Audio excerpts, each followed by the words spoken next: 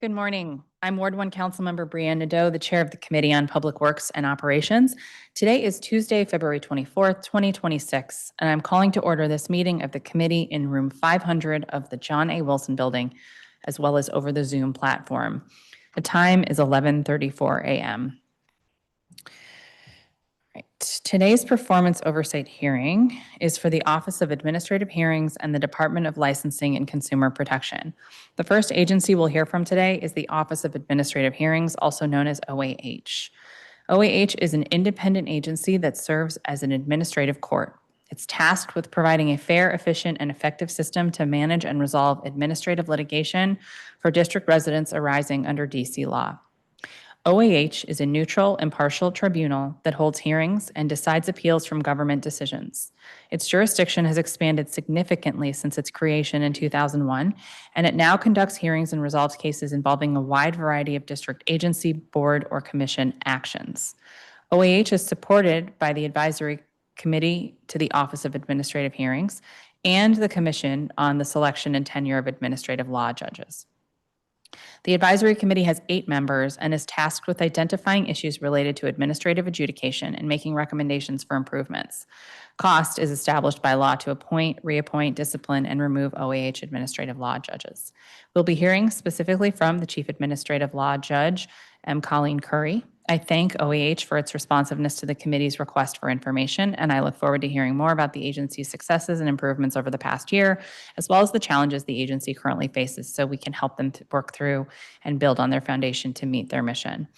The second agency we'll hear from is the Department of Licensing and Consumer Protection, or DLCP. The mission of DLCP is to protect the economic interests of residents, businesses, and visitors in the District of Columbia by licensing and regulating businesses and enforcing the district's consumer protection laws. Today, we'll be joined by Director Tiffany Crow and dive into some of the agency's core functions, including business licensing and enforcement of the district's short-term rental and long-term rental licensing laws. At the conclusion of this performance oversight hearing, the committee will then hold a hearing on B26-332 and B26-370 and the Columbia Heights and Mount Pleasant Vision Framework for Public Realm Design. I look forward to hearing from both our government and public witnesses today. The committee values your input. We're going to be joined by some other council members later today, but for now, we will turn to our public witnesses. In addition to being in person and on Zoom, this hearing is being live broadcast on YouTube at DC Council Public Works. Witnesses testifying on behalf of an organization will have 5 minutes to provide oral testimony, and all other witnesses will have 3 minutes. In order to ensure that we hear from all members of the public, I simply ask that all witnesses stick to their allotted time. If you are testifying in person today, when I call your name, please come forward and take a seat at the witness table. If you are testifying via Zoom, when I call your name, you will receive an invite to be promoted to the panel. You must accept that invite in order to control your camera and microphone. For any technical difficulties, send a message to the host labeled as Committee on Public Works and Operations, or any panelist labeled as committee staff, and we will assist you, or you can email publicworks@dccouncil.gov. Okay, our first panel includes Nancy Drain, Executive Director, DC Access to Justice Commission. Tina Smith-Nelson, Senior Managing Attorney, Legal Counsel for the Elderly. Christina Jackson, Executive Director, Washington Council of Lawyers. Fritz Mulhauser, DC Open Government Coalition. Welcome.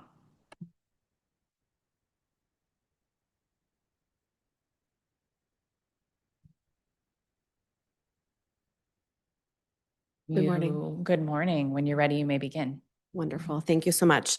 Good morning, Councilmember Nadeau, committee members and staff. Thanks so much for the opportunity to testify today. I'm Nancy Drain. I'm the Executive Director of the District of Columbia's Access to Justice Commission.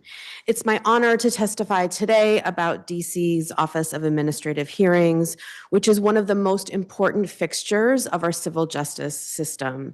It's where DC residents go when they disagree with government agency decisions, particularly with important safety net programs. District residents rely on OAH to make timely decisions that often reverse erroneous benefit reductions or denials that, if delayed, put their livelihoods and daily well-being at stake. This makes a well-functioning and appropriately resourced OAH an imperative. First, access to justice demands that OAH have sufficient resources to perform its core functions. Staffing deficits continue to be an area of concern, with a 31% increase in case filings from the prior year, a budget that is persistently insufficient to expand staff to meet those needs, and a high number of unfilled vacancies, as high as 25 as of December 1st, 2025. These vacancies have real consequences, jeopardizing OAH's ability to meet statutory deadlines, which are established because delays can cause harm to vulnerable district residents whose basic needs depend on timely decisions. This is an unacceptable expansion of the access to justice gap that we see in our community. And this is not a new problem. As you know, the 2023 McNamee study talked about understaffing at OAH based on a caseload that now is much higher. The most recently reported OAH vacancies represent the type of case-related, non-judicial support that the McNamee report urged be filled to provide necessary assistance in functioning, the functioning of OAH and case processing. While the Commission applauds the Council for adding additional staff capacity to OAH's FY25 and FY26 budgets, we urge you to probe why persistent vacancies are diminishing these investments. We also hope that the committee will use its oversight role to help diagnose and identify solutions to address this growth in case filing. We suggest that OAH utilization would be less necessary if district residents received a satisfactory response at the agency level more often.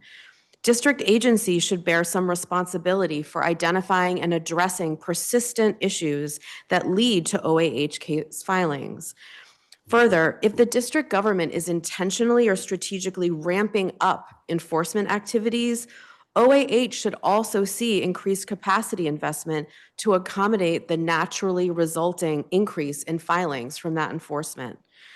We also note that OAH cites lack of compliance with its own procedures as a significant barrier, especially with enforcement agencies like WMATA. We also highlight the need for OAH to build its technology infrastructure, something that has been hampered by budget limitations. We are grateful for the long-awaited development of OAH's final orders portal, but OAH must secure the necessary resources to enable full search capabilities that are currently unavailable. Similarly, while the e-filing portal is an opportunity to promote efficiency and access, limits in what's available through the portal due to fiscal constraints appear to have diminished interest in its public use. We urge the Council to inquire about what IT staffing or technology enhancements are needed to enable OAH to meet its mission most efficiently, building on ideas shared by OAH itself and the McNamee report and described as mission critical. We also urge the Council and OAH to examine whether other practices like enhanced data sharing or integration between OAH and other agencies could move the needle in case efficiency and processing. Finally, we want to applaud OAH, as we have before, for institutionalizing the Resource Center, which is a critical strategy to provide information to litigants when the vast majority are proceeding at OAH without a lawyer. We are concerned, however, that the OAH Resource Center manager position has lacked a permanent staff member for many months. There's an interim staff member, but having a permanent staff member will allow them to really meet the potential of the center. Thank you again for the opportunity to testify. We appreciate our ongoing relationship with OAH and our ability to partner with them to expand access to justice.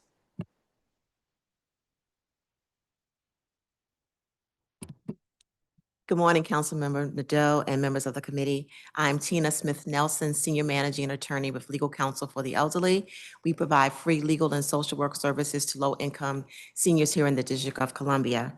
In 2025, LCE provided legal advice and assistance to over 4,500 seniors in this city.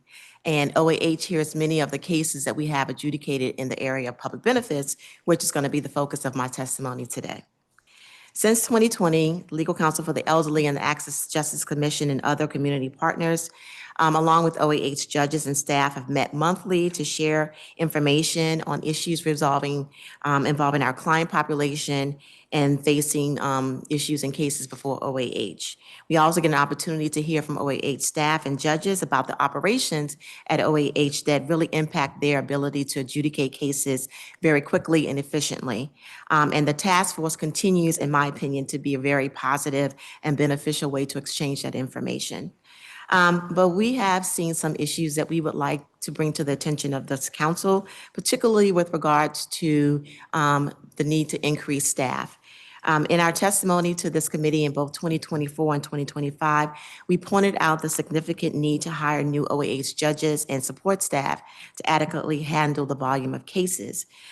We are acknowledging that there were several new judges hired this past year for OAH. However, there still remains, as Ms. Drain said in her testimony, many vacancies that exist at OAH, primarily for clerks and admin staff. And it's really unclear to us why that continues to be the case, since the hiring freeze that was put in place at OAH was lifted in October of 2025.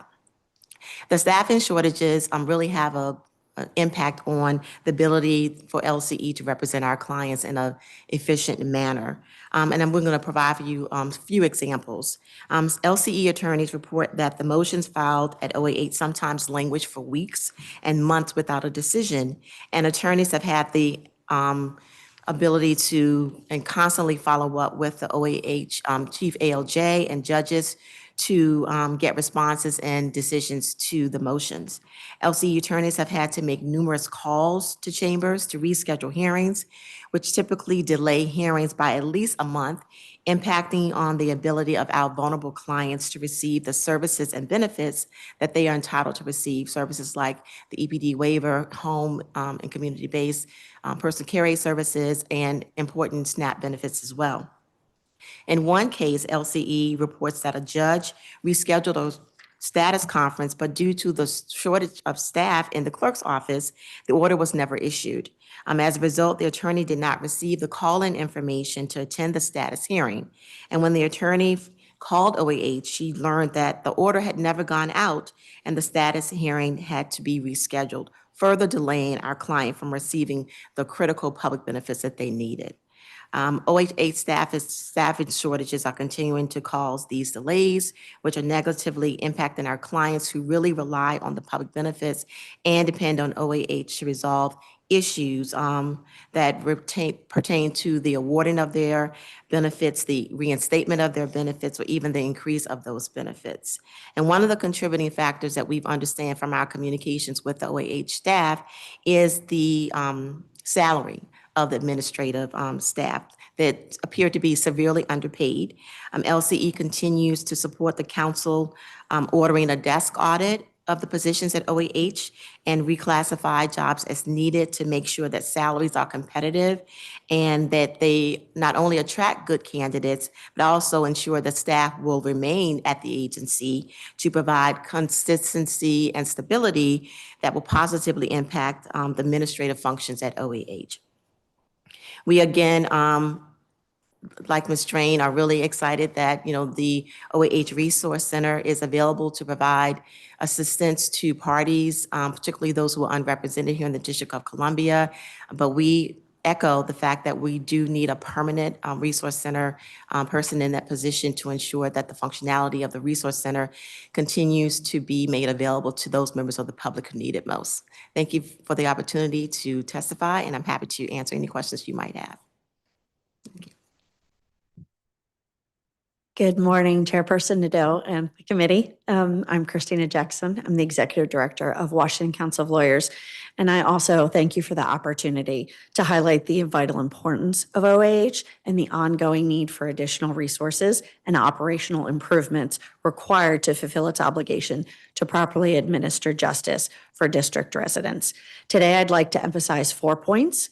First, OAH needs more staffing to handle the significant year-over-year increases in their caseload. OAH hearing scheduling processes cause delays. The final order database must be improved in order to function as a usable tool, and OAH should expedite the hearing of its resource center manager. You're going to hear some of the same things over and over. And I just want to emphasize that while we were talking about vacancies, large caseloads, et cetera, we're also talking about individuals who are not able to stay in their homes, feed their families, get educational benefits, or being left out of shelters. There are so many individuals who are being impacted. And so we want to make sure we're centering those. And I know that you do. And so we're thankful for that work. Chief Administrative Law Judge Curry and her staff are also painfully aware of and actively working to keep up with the overload. In her testimony a year ago before this committee, Chief Judge Curry candidly acknowledged that despite the increased use of technology, OAH has struggled to manage increases for multiple reasons, central of which is insufficient staffing levels. And in her budget oversight hearing testimony a few months later, she emphasized that as it currently stands, OAH does not have sufficient staff to process and adjudicate its caseload. We are talking about, in FY25, 44,305 cases, as Nancy said, a 31% increase. As of September 30th, 2025, of the 37 ALJs, 5 were vacant. It is a huge number. If you look at the organizational chart that OAH provided in their annual report, it shows the scope of the agency-wide staff vacancy crisis, including 15 vacancies out of the 44 full-time employee slots in the case management and judicial support system. This reflects a chronic shortage of legal assistants, which forces the ALJs to take on more administrative work, thus hampering their ability to do their substantive legal work. In the FY26 performance plan, OAH noted that it had received a multi-year budget enhancement for 8 additional full-time employees, stating that it will be focusing on developing a hiring strategy to recruit the proper staff to fill these vacancies with a completion date of September 30th, 2026. And we just suggest that the committee explore the progress OAH has made in drafting and implementing the strategy and consider perhaps a status hearing in October 2026 to check in on the progress. With respect to the OAH hearings, you've heard from legal services folks, and you'll hear from more that there are issues that are within OAH's control, many of which are beyond their control, but there are certainly some within their control. And we urge OAH, to consider procedural changes that are within its control to expedite case handling, and urge the council to use its oversight authority to explore and resolve these issues. Concurrently, a searchable database of OAH final orders is necessary for litigants to properly adjudicate their cases. As this committee previously recognized, by providing online access to OAH's final orders, the public gains a deeper understanding of how OAH administrative law judges adjudicate cases, including what law is applied, how the law is interpreted, and what evidence ALJ considers in making their decisions. OAH must continue its work on this to enable full text, natural language, or Boolean search capabilities that are currently unavailable. So we urge members of the committee to inquire about the steps OAH has taken to produce a usable case database in the 7 months since the committee issued this mandate, and to ensure this issue is properly addressed. And then finally, as noted, the Resource Center plays a critical role in helping unrepresented litigants navigate the complex legal landscape of OAH. They had hired a manager and a Resource Center coordinator. Unfortunately, the manager resigned in August 2025, and since then, interim folks have been working in that capacity. And so we urge OAH to look at hiring a new manager. I appreciate the opportunity to testify, and happy to answer any questions. Good morning, Madam Chair. I'm Fritz Mollhauser. I'm co-chair of the Legal Committee of the DC Open Government Coalition. I should say first, I withdraw my written previous submission sent in. I put it in yesterday, but information posted at the very last hour of yesterday requires a lot of revision to what I was saying there. I join in the welcoming of the publication of final orders. Our coalition has pushed for that for many, many years. Sadly, there's a grand total of 7 639 posted. And the search capability is not useful yet. But I want to draw attention to a broader and more fundamental and underlying problem that complicates all of your oversight. OAH operates with minimal public visibility into its own performance. That makes it nearly impossible for you on the council or the public to assess whether the agency is adequately resourced or efficiently managed. The scale, we get it. It's awesome. 31 agencies' problems land in their lap: housing, benefits, unemployment, professional licenses, school suspensions, and so much more. 44,000 filings last year, highest in history. That exceeds the total number of cases filed in all the non-criminal parts of Superior Court. 2023 data is the latest over there. But of those cases, only 60% get through the pipeline in a year. 28,000 cases disposed last year against the 44,000 filed. That's 64%, all-time low. 15,000 more cases filed than were resolved. And the chief judge explains how they didn't even have 25 of their 100 staff because of hiring freezes. That's crucial context. But even setting that aside, the public basically can't answer the basic question: how long do cases take? How old are pending cases? Which case types face the worst delays? Some of that data came to light last night in the OAH responses to your committee questions. Not in the annual report, not in any public dashboard, basically not accessible to anyone who isn't reading 30-page Q&A responses. That's not transparency. The backlog, that's the big deal, the big new takeaway in the new data. The backlog is 50,000 cases. DPW alone, contributing 37,000 of those. And open cases, old and new, facing them every day as they come to work, 55,000 cases. More than 16,000 of those were before last year. Those should be on the website. They should be updated regularly, not buried in 11,000 single-spaced words, available at the 11th hour, only to those who know where to look.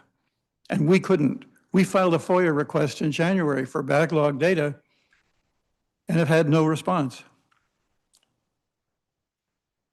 The committee asked, and you got it within weeks, but the public has no equivalent mechanism. That's the gap we're asking the committee to close. A crucial piece is how long it takes to decide different kinds of cases. The pre-hearing responses tell you that the 50,000 backlog is a set of cases that have gone beyond some kinds of deadlines, but it can't tell us how long cases are actually taking. Their own response says, we don't track the amount of time judges spend on cases and staff.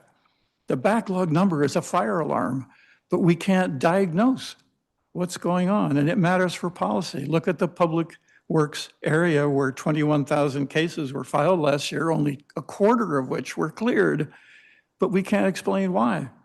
They're talking about some reasons in their text, and they're quite fascinating, but across all their case areas, they should be looking at how are we doing and how to do better. Other jurisdictions publish stuff like this.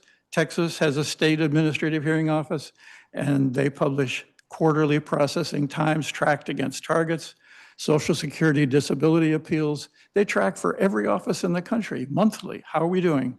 Here's what we want you to do. Require OAH to publish case volumes, processing times, outcomes by jurisdiction, report those against performance targets. What do we aspire to? 3, publish all those data on a live dashboard, updated quarterly. Fourth, begin tracking staff time per case type. National Center for State Courts does this all over the country.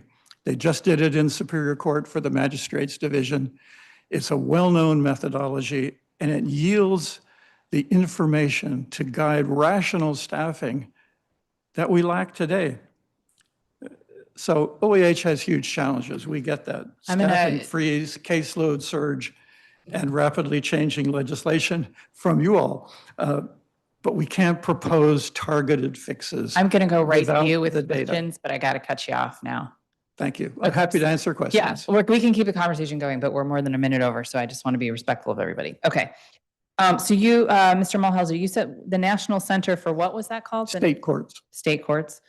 And so what did they do for the court here? What the National Center provides over the last many years is a methodology for any kind of adjudicative body, a court, an administrative hearing office, to analyze its workload, to get time spent on different kinds of cases, evaluation if that's the time needed or if more is needed. And that allows setting staffing targets on a rational and knowledgeable basis, which is presently lacking. We cite in our written work multiple texts from them showing how courts all over the country are doing this, and other states publish related kinds of data, and OAH can do a lot better. Is that a public service or is that a service for hire? The National Center is available to consult with courts. When Superior Court asked them to evaluate the magistrate division, they had a grant from the State Justice Institute to help them pay for it. Oh, there are grants available for this sort of thing? Yep. Okay, that's good to know because I think funding's been part of it, but it's also, I mean, how would you approach the backlog? I mean, it's not as simple as just putting everything online, right? It's got to be redacted and other things. So, I mean, what is the fastest way to get through that, in your opinion? The backlog problem is a problem of assigning resources to cases so that you have efficient ways suited to every type of case. And at present, the agency provides the public and its friends, like the advocacy community that needs it to work well, it provides no data to understand how they are doing the work. Mm-hmm. It has nothing to do with publishing the case decisions. That's a separate information Right. problem. Right. To understand the products of their great work. The difficulty you face every year is hearing people talk about resource needs, but you have no good data to back that up. Fair enough. Thank you. I appreciate that.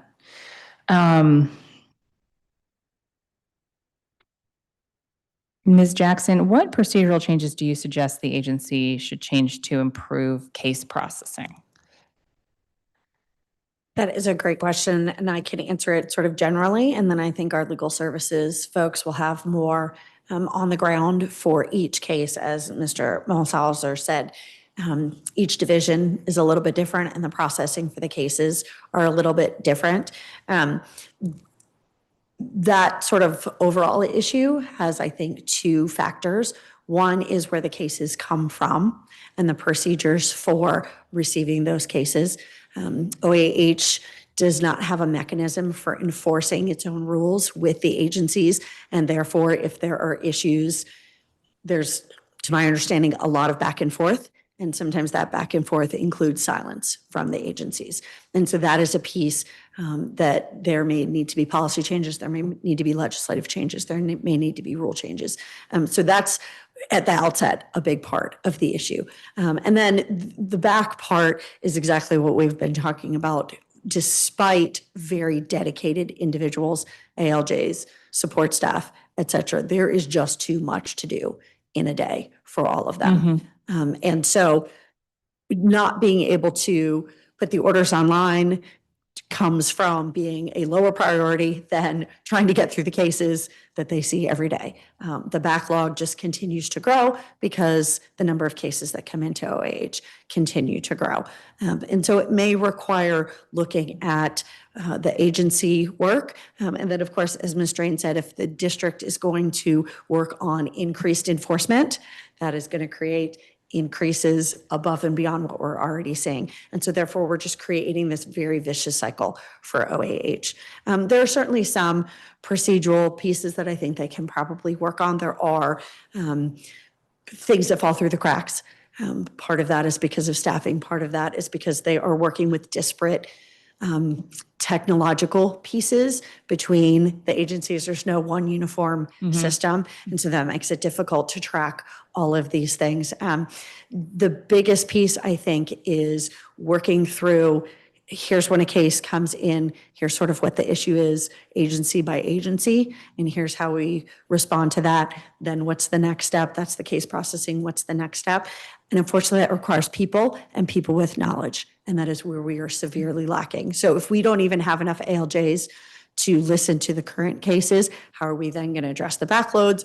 How are we going to address the procedural issues? Because honestly, those procedural issues might be less important than somebody who's standing in front of you who can't feed their children. Yeah. Thank you. Ms. Smith-Nelson, you testified that reclassification of jobs is needed to make salaries competitive to attract good candidates. Which positions are you referring to, and what should they be reclassified to? So the positions that I'm speaking of, council member, are the clerk positions and the administrative support positions. I don't have the answer as to what they should be reclassified as. I would leave that to this body to determine that. But clearly, the information that we're receiving in our monthly meetings with the OAH staff is there's a high turnover of clerks and admin staff in the office. And one of the reasons that it exists is because of the low salaries. I mean, people can go work somewhere else in the district for another government agency and get paid higher.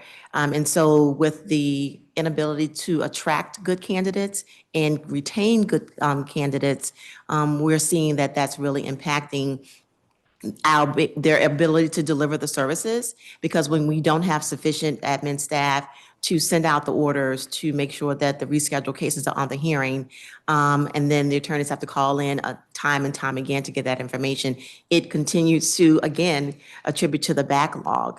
Additionally, we have found in our office that some of the agencies that are on the other side of the verses in our cases, particularly DHS, are not even sending attorneys to some of these hearings.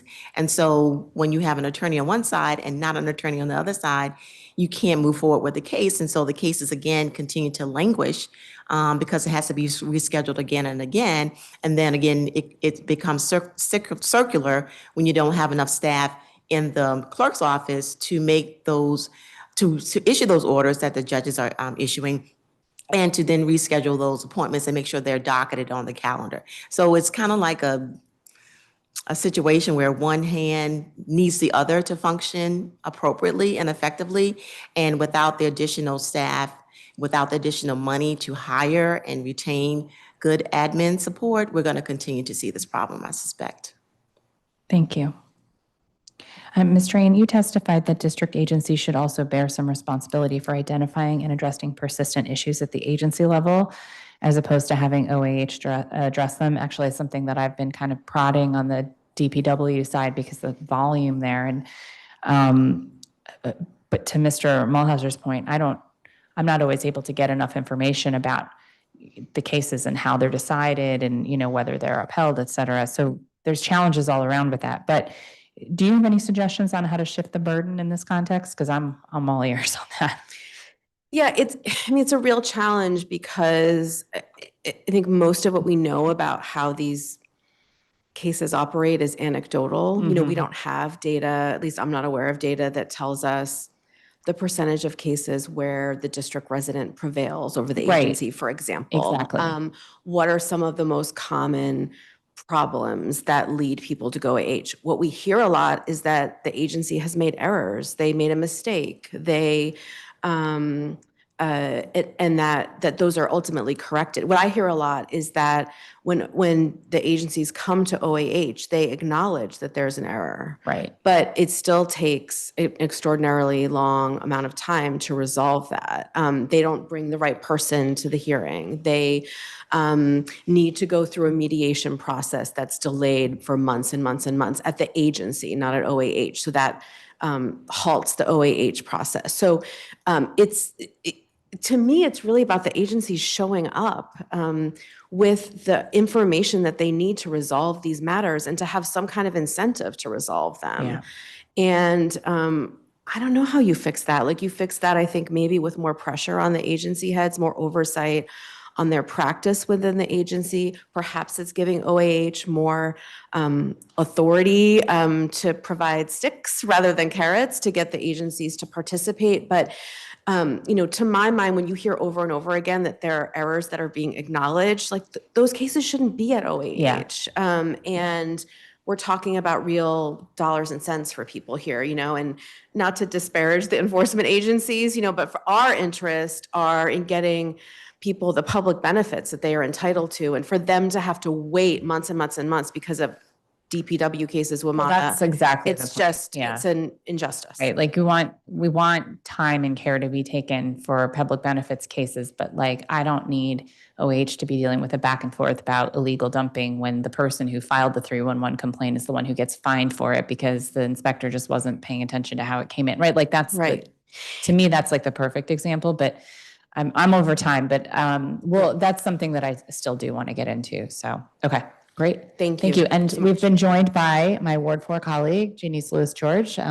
Welcome to make a statement or ask any questions. Thank you. I think we're in the same conversation or thought process here. And so it really is a matter of how do we restructure OAH, restructure our government in a way that we can get to some real efficiency. I'm just curious, I know you're just having that conversation. What is the way to do this? Because right now, we're never going to move forward. I even oversight to me isn't going to do it. And it's a matter of restructuring so that OAH can be effective, but also so that the agencies can be effective and overall government can be effective. So I'm curious to just hear if you all have any thoughts initially on that piece as well. I mean, I would just say that I think taking a moment to step back and looking just at the changes in the case volume at OAH speaks volumes here, right? We've got DPW has grown, I think, 300% in the last 6 years. That is going to fundamentally change the way that OAH operates and its ability to handle any other cases that come before it. And so I certainly, with respect to DPW, I have no expertise, but to me, like really looking at those agencies that seem to be weighting down OAH functions, WMATA, same thing. Like we heard, I know that the chief ALJ has talked about the deficiencies in legal filings that WMATA presents. Like those are things that I think if we tackle the big agencies, hopefully there's a trickle down benefit to the areas that affect, in particular, low-income district residents. And I'm sure that the chief ALJ has some thoughts here as well. But I just think that we're at such a crisis level in terms of what we're expecting OAH to do. That's right. And this is not the type of budget environment where I'm particularly hopeful we're going to see a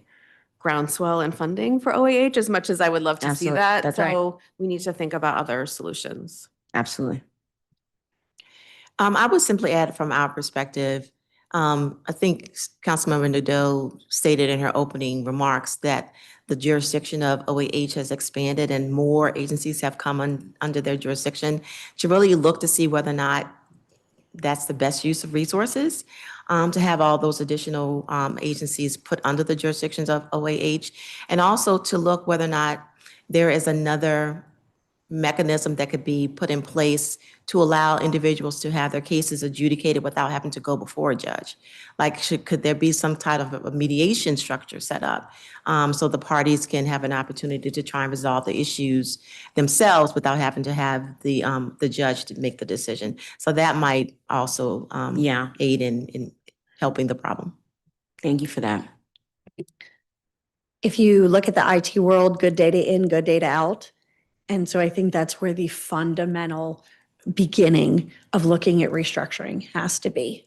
What is coming into OAH? They are functioning under a structure that is years old and thousands of cases beyond inefficient, and not for any reason other than just the structure. Yep.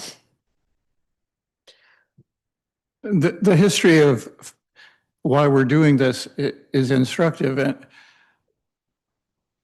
the creation of a central panel was to bring about a consistency and quality and independence to deciding disputes between our residents and citizens, neighbors, and the government. And I would hate to think that we would go back to decentralizing those adjudications because it somehow seems to promise faster, better service. There's a reason that we started this. We need the data to tell us how we're doing so that we can make precise and targeted adjustments. But there's such painful basics. Number one, they don't have the authority they need as a court to deal with the agencies authoritatively to prescribe efficient ways of doing work. Are you aware that case initiation comes in pieces of paper and phone calls? Electronic filing, which you learned about as a 1L, reading the PACER or Superior Court docket, electronic filing starts the efficient management of the work by having a digital record of the case. They don't. Cases are entered one by one manually at OAH because of the problems of getting comparable digital filings from all the agencies that they don't have authority to prescribe. So technology is going to be part of the solution, but analysis of the present work is the key to show what takes time to do right, and do we have enough people to do it right? And the data on that is just awful. Okay. So I hear you. I think that we gotta look at the data. Technology is playing a huge part in this, and our outdated technology infrastructure across the district, but even now, and the cost of that, and no one ever paying for the cost of what it takes to update technology in the district. And every cost savings is a cost loss, if you look at it that way. And then there's the other balance here of what agencies are weighing down OAH as far as that, and whether, and I'm curious, in your estimation, should we start with the factor of the weighing down, or wait until we have data and technology and then assess the agencies that are weighing down? Because it sounds like we don't want to go back to decentralizing because there were benefits to us getting to where we are. So I'm just curious how do we balance that, or what's the correct timeline to take on this?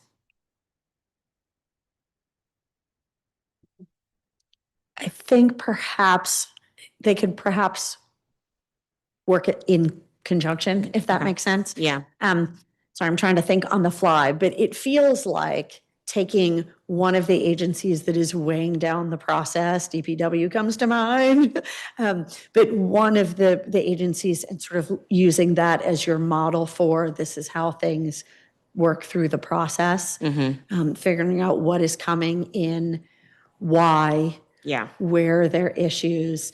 It is not going to be the same across the board. There are some agencies that have some limited technology, talking to OAH, some are paper, some are phone. So it's going to be a bigger sort of slog. But I find that when I'm trying to restructure something, having a specific example helps me, and perhaps that's the place to start. Thanks. I appreciate it. Thank you all. Thank you so much to all of our witnesses. Thank you.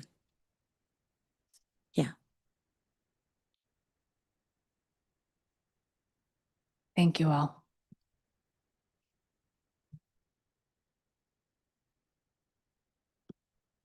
Our next panel includes Tariq Hardiman, Counsel for Court Excellence, Patrick Cawthorn, Policy Attorney at the Children's Law Center, Nyasa Mitchell, Senior Legal Fellow, Bread for the City, and David Maloff.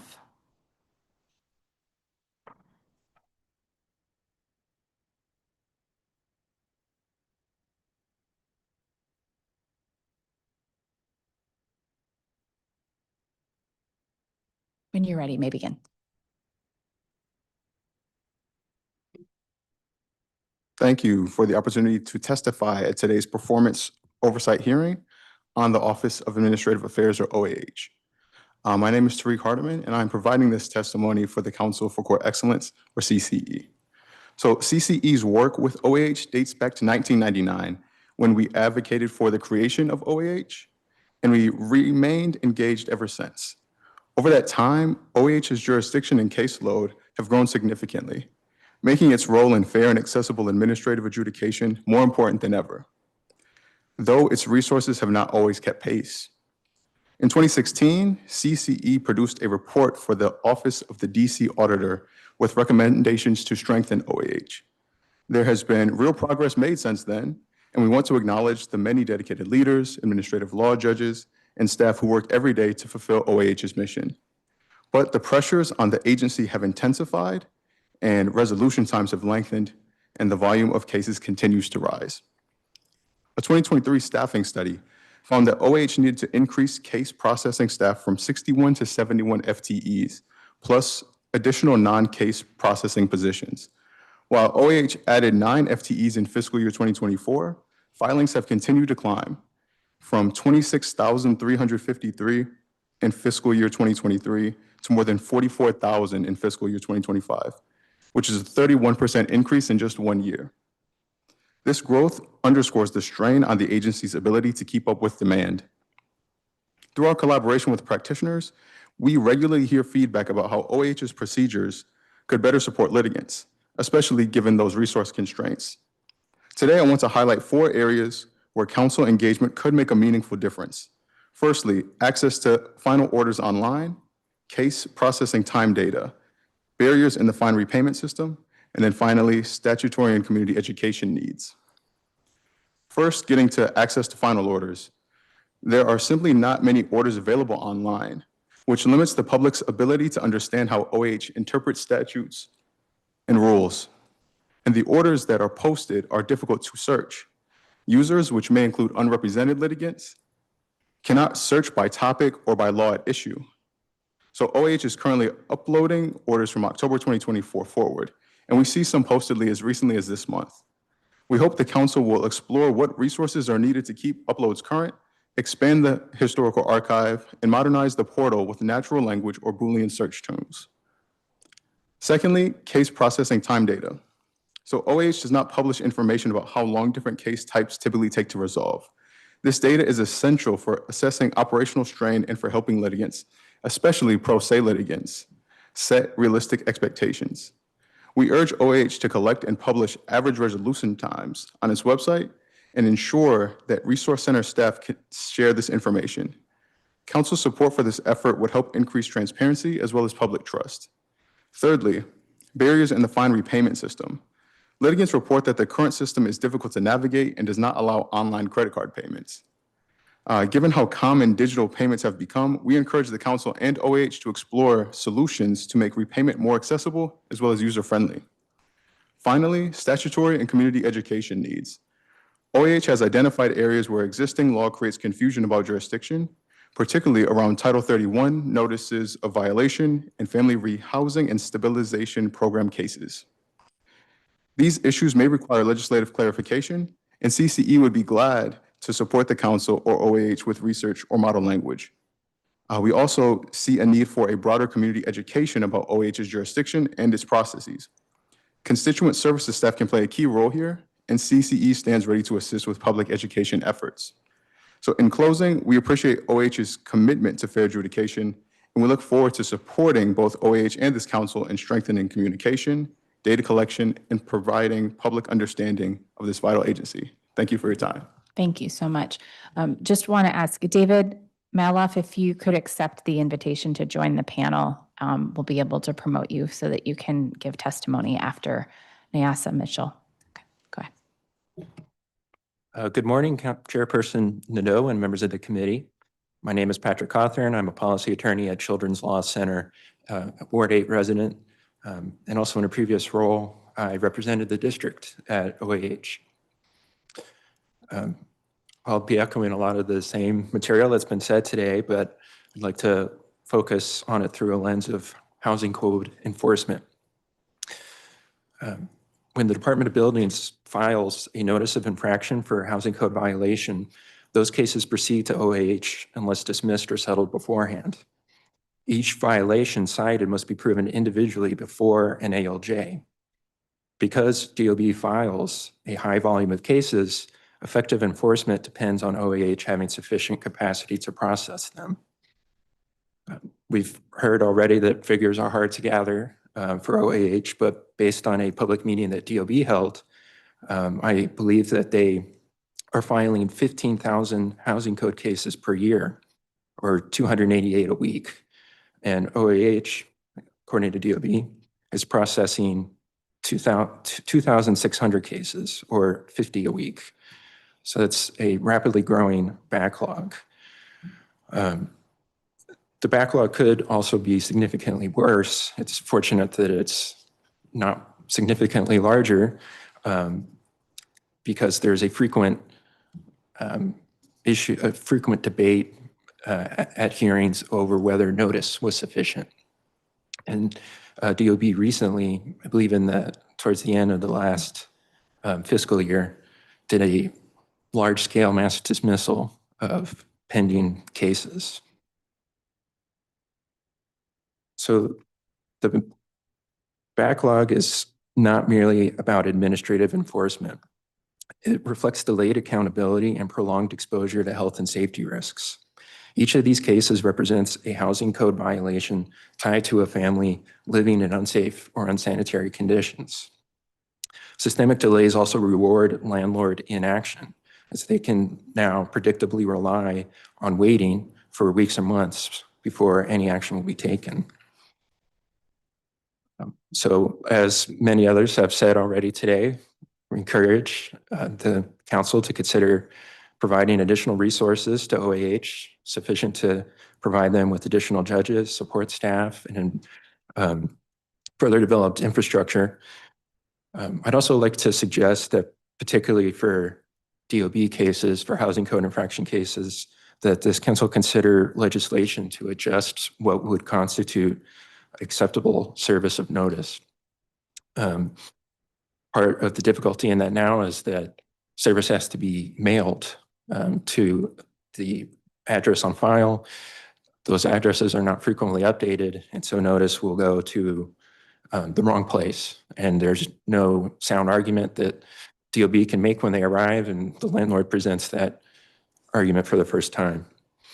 I know that DOB has expressed interest to be able to provide notice by email, and that's something that would hopefully resolve this issue. Additionally, as we have heard in the previous panel, we can try to reduce the number of cases that go to OAH in the first place. I think that housing code cases with DOB are presents a good opportunity to do that.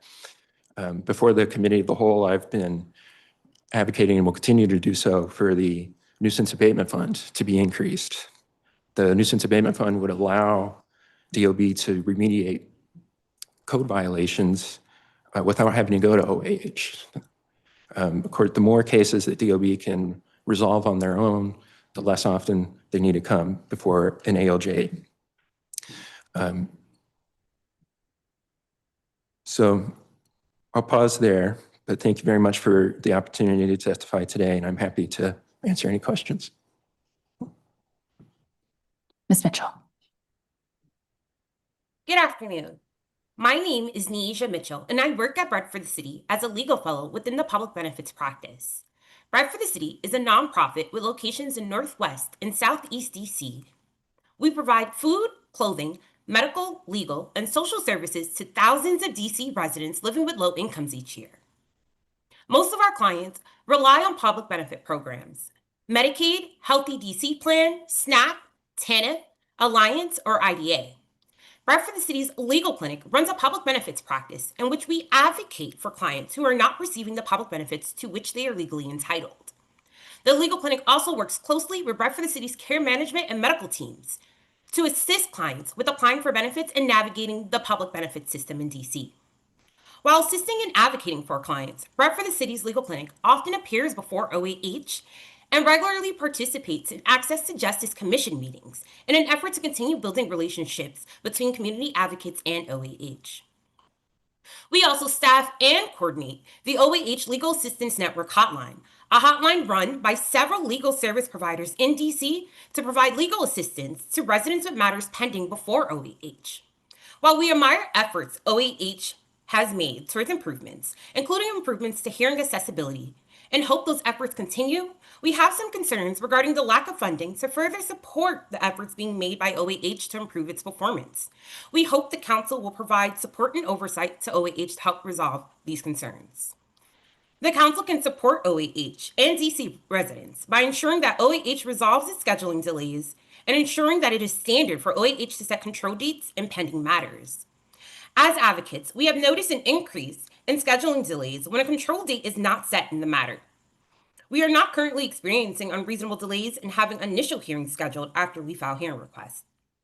However, if a hearing is held and no further date is set at the conclusion of that hearing, it can be nearly impossible to get a judge to schedule a subsequent hearing. One of our attorneys at Bread is assisting a client who was erroneously charged for healthcare and now has outstanding medical bills that should have been covered by Medicaid. At the initial hearing for the matter, the ALJ granted a continuance to allow time for ascertainment of legal assistance.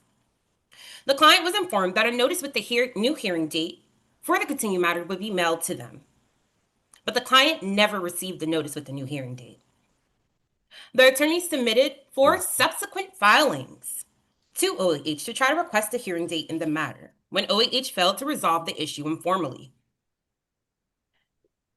It was only after the 4th filing that the attorney was able to get a continued hearing date in the matter. At that hearing, DHS agreed to resolve the issue for the client, so no additional hearing dates were set, despite the matter having not been resolved. Since then, DHS has yet to resolve the issue, and the client still has outstanding medical bills. Now the attorney finds herself again in the cycle of trying to request a status hearing for her client so the matter can be resolved before OAH. In our role staffing the legal assistance hotline, we have noticed an increase in DC residents contacting the hotline seeking assistance and explaining that they were granted a continuance to allow time to find legal assistance at their initial hearing before OAH, but were informed that they will receive the next scheduled hearing date in the mail. They do not receive these dates. This creates an obstacle for DC residents seeking legal assistance. Since residents cannot tell advocates when their next court date is, advocates are hesitant to get involved. They do not know whether it will be able or available when the hearing is finally scheduled, or whether they'll have adequate time to prepare. As advocates, we have been informed that if we run into difficulty filing requests for hearings and receiving those new hearing dates, that we can seek resolution by reaching out to OAH and the principal law judge directly. However, our fear is that most DC residents with matters pending before OAH are pro se, and those pro se litigants' matters may go unresolved when DHS fails to take swift action and OAH fails to set a new hearing date before the conclusion of the prior hearing. It appears that OAH is both overwhelmed and understaffed, especially with clerical and administrative support staff who help OAH run smoothly and provide adequate customer service. We are concerned that these issues will not only persist, but become worse during a time when DC residents are in need of benefits and for matters to be resolved at OAH efficiently as the public safety net is changing in DC. We hope the Council continues to support efforts to improve OAH's performance and ensure that all DC residents have access to justice. We have also submitted written testimony in which we also raise concerns regarding the efficiency of OAH's final order searchable database. We thank you for your time and attention and look forward to your advocacy and swift action to remedy these issues. Thank you. Thank you. Mr. Malouf? Allow me to give you the flip side of repeated willful DC agency misconduct in disobeying multiple clear-cut judicial orders of the Office of Administrative Hearings, OAH. I seek redress via this committee and the OAH Chief Judge to reform truant lawyers at the Department of Buildings and possibly at other agencies. I am David Malouf, a 43-year resident and past president of the DC Federation of Citizens Associations. Today is a disappointing personal anecdote I hope does not apply to more than just the Department of Buildings, renegade legal department, and some members of its management regarding their repeated, total dissing of multiple OAH final orders in my favor. However, I feel my situation may apply to other DC agencies, effectively mocking OAH's jurisprudence protecting other DC citizens as well. I ask this committee to act via its oversight authority to protect the integrity of DC executive governmental authority entrusted in OAH. Today, I appear to alert the OAH Chief Judge of this situation after appearing at the Committee on Executive Administration and Labor, SEAL, nearly 3 weeks ago to alert that committee, the Executive Office of the Mayor, EOM, and the Mayor's Office of Legal Counsel, MOLC, during their oversight of the festering disregard of 3 judicial orders issued by OAH in my favor. In 2 separate cases, two different OAH judges have now issued orders that with proper compliance by DOB will help protect all residents from agency overreach when it acts in a blatantly arbitrary and capricious manner regarding the permitting of dangerous construction next door to residents' homes. As background, the first 2 OAH orders are completely unresolved regarding my first case filed 3 years ago. The second judicial order in that case, after DOB aggressively appealed, was issued in April 2024, 22 months ago, and it remains unresolved to this day by DOB gamesmanship, and I'm sorry to say, even repeated lies. For this first case, after waiting 8 months on that final order and then complaining publicly to the council last January during oversight, we did finally then receive a letter that merely reshuffled our questions, but it totally failed to answer any of these questions as required by the judge's order. Having told us to go fish, DOB also announced they considered the case closed. I did not approach the first judge regarding this festering situation in favor of waiting for a decision from a second OAH judge in my second complementary, almost mirror image case that was issued last November 17th. Since receiving that reinforcing second judge's order, DOB has again done nothing to comply after 90 days.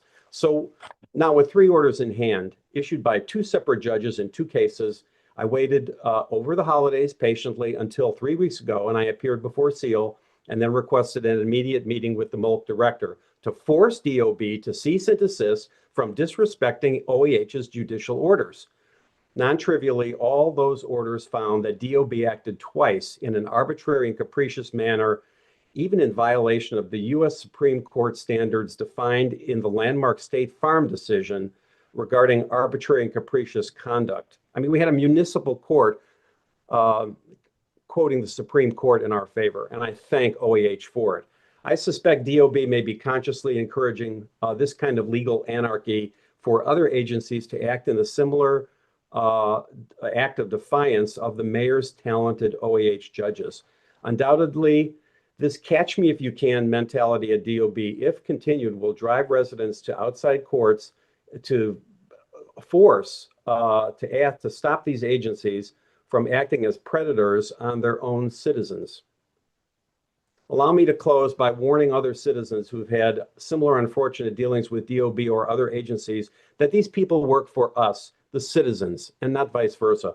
All DC government agency lawyers are supposed to provide guidance counseling to their client government managers, but not just blindly and cynically defend those government managers in every single legal dispute to the last drop of DC's taxpayers' scarce financial resources.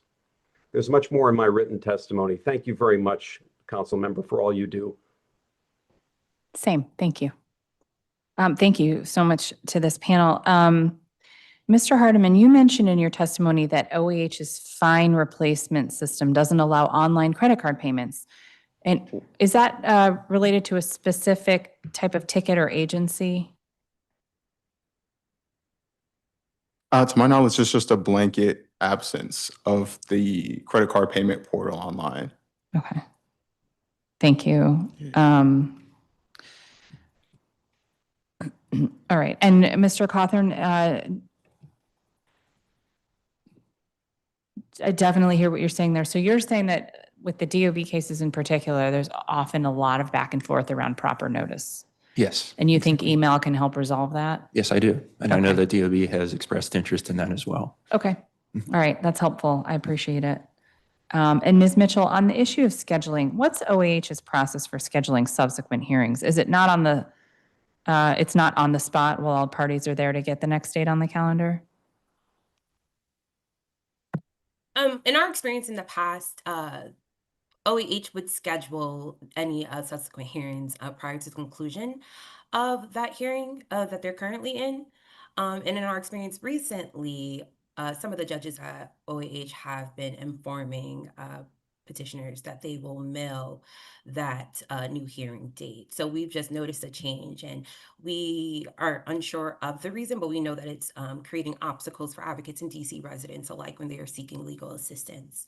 That could be related to them being overwhelmed, maybe not having their schedules in front of them at that moment. I'm quite unsure. I can only speak to what we're experiencing on this side of advocates and while we're staffing that OAH Legal Assistance Network hotline. Okay.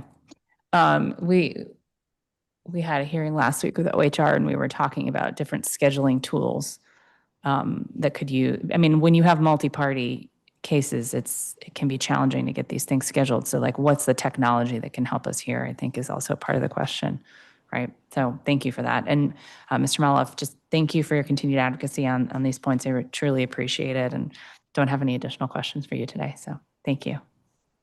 Thanks to this panel. Appreciate your testimony, all of you.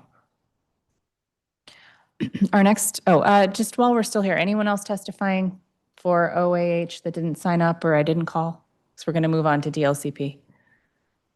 Okay. All right. Our third and final panel includes Arthur Slade, Vice President, FSCME Local 2743. Jeremy Sherman, Chair of ANC 1A. William Jordan. Talib Din Upta. Sam Bonar, Policy Lead, DC Community Wealth Building. And Santiago Lakatos.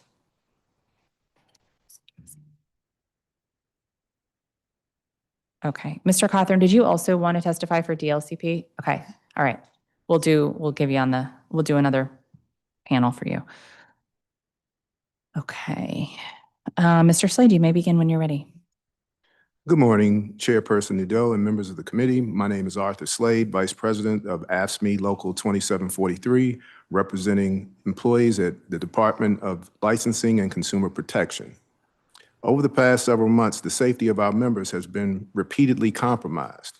Employees continue to work in a building with a documented rodent infestation, including rodents found inside workstations. Multiple sightings have been reported to management without meaningful resolution. DLCP employees were also exposed to an active shooter environment while enforcing vending licensing requirements during Howard University's homecoming. AFSCME has requested active shooter training for off-site enforcement, and violence outside of the building remains a concern for staff leaving after hours. We are equally concerned about internal operational practices that undermine DLCP's mission. Members of the Consumer Protection Unit and the Office of Professional Licensing are routinely assigned ad hoc duties under the claim of being properly trained, even when these duties fall outside their classifications and should trigger overtime, additional compensation, or reclassification under the CBA. When the union requested information on core duties, DLCP dismissed the request as overly broad, yet continues to deny compensation to affected employees. This reflects a broader pattern. For 2 years, employees have been assigned critical responsibilities without proper recognition, classification, or support. This creates operational risk, harms morale and retention, and raises questions about transparency and accountability in public service delivery.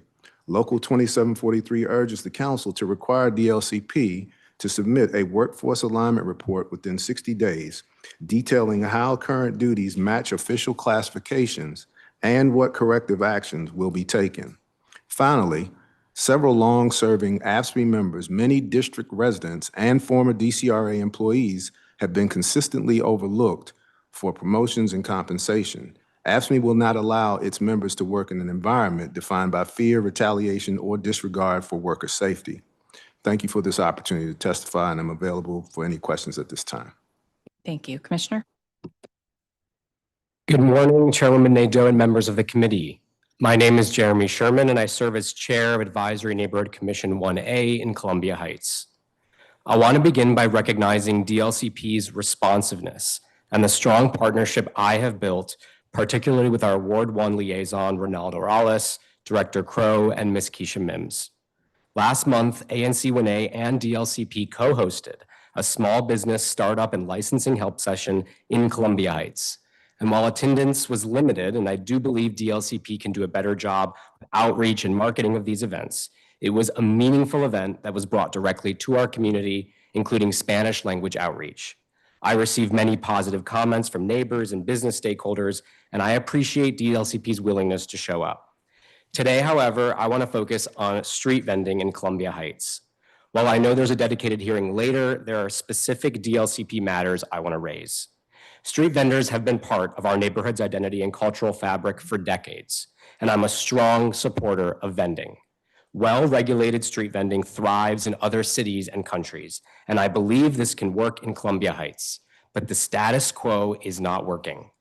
The permitting process is overly complicated. Vendors are left confused about which rules are in place or pathways to compliance. There's no clear guidance on where vending is allowed. There's no designated storage for equipment, which means materials are left in public space, creating safety, cleanliness, and accessibility challenges. Sidewalks are overcrowded and not ADA compliant. This all has to change. We need streamlined permits, dedicated and enforced vending spaces, a rotational system for equitable access, and investments in cleanliness and infrastructure. The 2023 Street Vendor Advancement Act was implemented to address those concerns.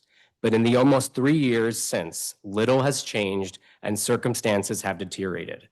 At the core of this issue is enforcement, which is virtually non-existent even when attempted. Rules must be applied consistently and humanely, and enforcement can't be an afterthought. Let me share a few examples. In March 2024, DLCP installed some orange signage along 14th Street warning that items left in public space would be confiscated. I actually thought this was a positive step, but these were just words and nothing was actually enforced. Every day, there's a tent at 14th and Irving tethered to a pole that sits overnight. In December 2024, additional signs went up designating no vending areas south of the DC USA entrance. Vending continued right below the signs despite these clear warnings. In May 2025, ANC1A passed a resolution calling on DLCP to mark off physical designated vending spaces. This would provide clarity for vendors, improve compliance, and address accessibility and safety issues. We proposed a trial approach using temporary materials like chalk or paint. ANC1A repeatedly encouraged DLCP to collaborate with DDOT and explore this, but this was met with zero follow-through and no serious consideration. I recognize this is complicated. Meaningful disagreements among a wide variety of stakeholders, including government agencies, advocacy groups, leadership, and vendors, have created obstacles to implementation. I've heard directly from vendors claiming harassment from DLCP and MPD, while DLCP says they are simply trying to conduct licensing compliance checks and struggle with vendors unwilling to move, adapt, share space, or create safer sidewalk conditions. Despite this, I am confident we can find a path forward. There are laws vendors must adhere to, and compliance is not harassment. It ensures we meet standards agreed to as a community. But we can also make this easier for vendors who point to ongoing challenges navigating requirements. Almost nothing has changed to make it easier for them to come into compliance or obtain the correct permits. I believe that each party has valid concerns, but that each party is also unwilling to compromise. There's a stalemate, and neighbors are beyond frustrated. I want to be clear and say that I know this is not all on DLCP. Many factors have made progress difficult, but there are things within DLCP's control that have not been done for nearly 2 years. I know legislation is being considered that may make necessary changes, and I'm encouraged by that progress. But we cannot wait for another piece of legislation. Like any regulated industry, we need to enforce the laws that are already in place.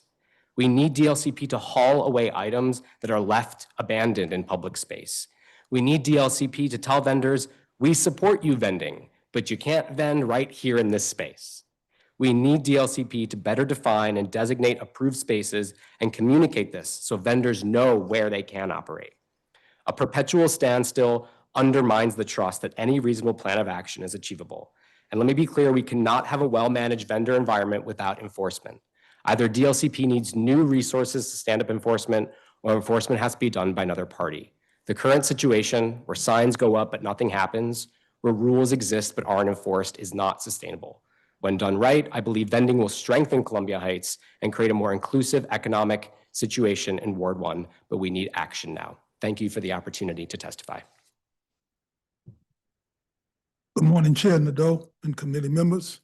My name is Taladin Ukhtar. I'm a native Washingtonian, entrepreneurial visionary, Ward 4 business owner of Cornrows and Company, and a Ward 4 resident. In recent weeks, I've offered testimony making 2 requests. 1, sponsor legislation exempting African-style braiders from the city's Barber and Cosmetology Act.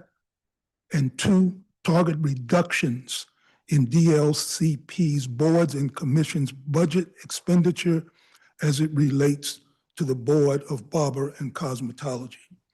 Today, I'm going to focus on the latter, reining in the agency's budget as it relates to the Board and Barber and Cosmetology, as it is a waste and drain on tax dollars at a time when that money can be better spent elsewhere.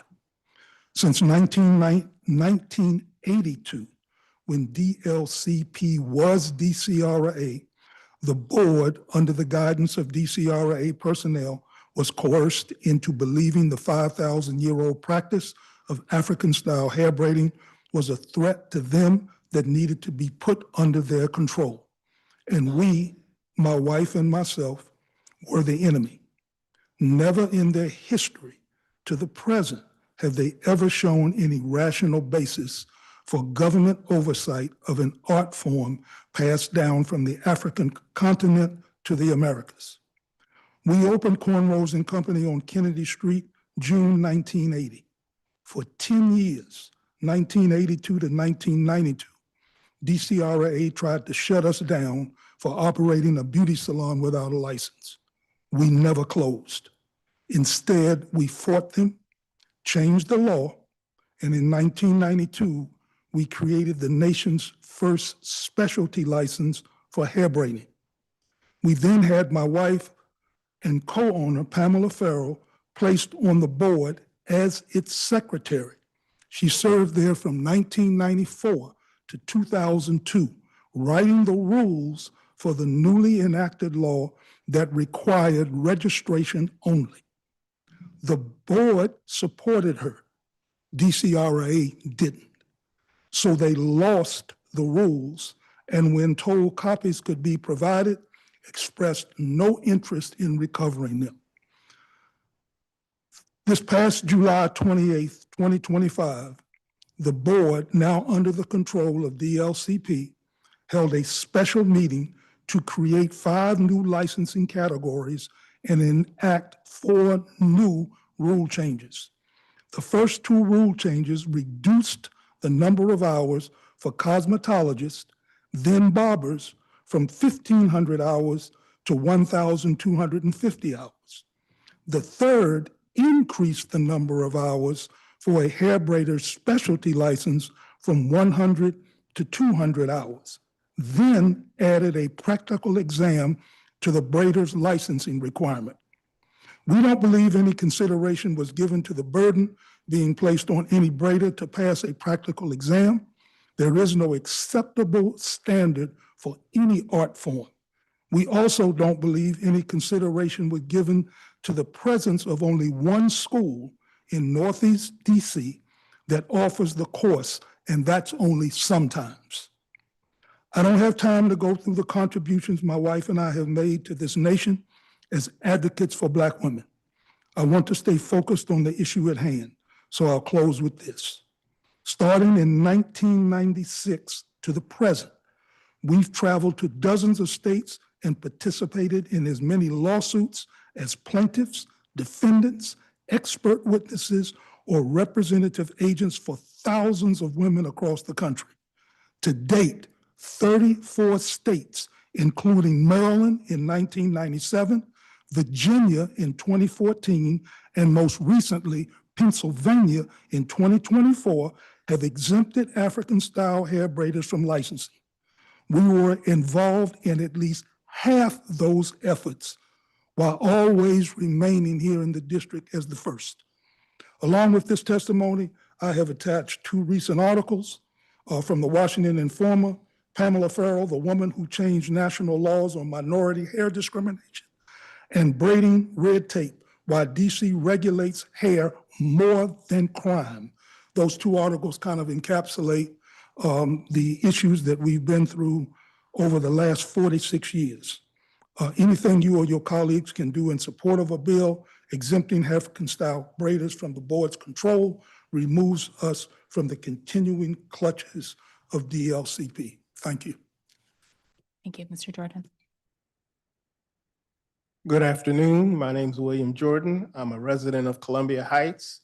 I was part of the original public space, Columbia Heights Public Space Committee, and currently participate in committees. I want to thank Director Crow and her agency for at least trying to fix and repair 20 years of neglect, mismanagement by DNPED, the council, and others in the management of the Columbia Heights public realm. I think it is a big problem that we just dumped and scapegoat this agency to ask for enforcement, when in reality, the problem is deep, corrupt, and I would say racially biased in what we have. The laws have never been enforced equally. And we'll start with Chris Donatelli, who stole public space and then leased it out to restaurants, including his own, right? So if you go and you look, what you see is one set of rules for the rich and powerful, the connected, and then one set of rules for vendors trying to make it. Even in the vending, we decided that immigrant vendors and opportunities were more important than the larger community. The opportunity to vend was never offered to people who have been in the community for years, particularly its Black residents.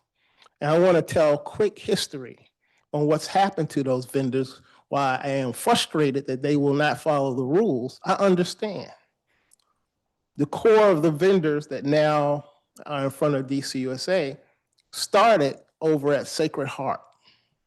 And they gathered around that little park, and then a clique in the community wanted them gone because they wanted to take over the park and pushed them to Adams Morgan. They stayed in Adams Morgan and they worked there. And then the bid decided they needed to go. So then a new space was found in a parking lot on 14th Street. Then for development and other reasons, it moved, and then they ended up in front of DCUSA.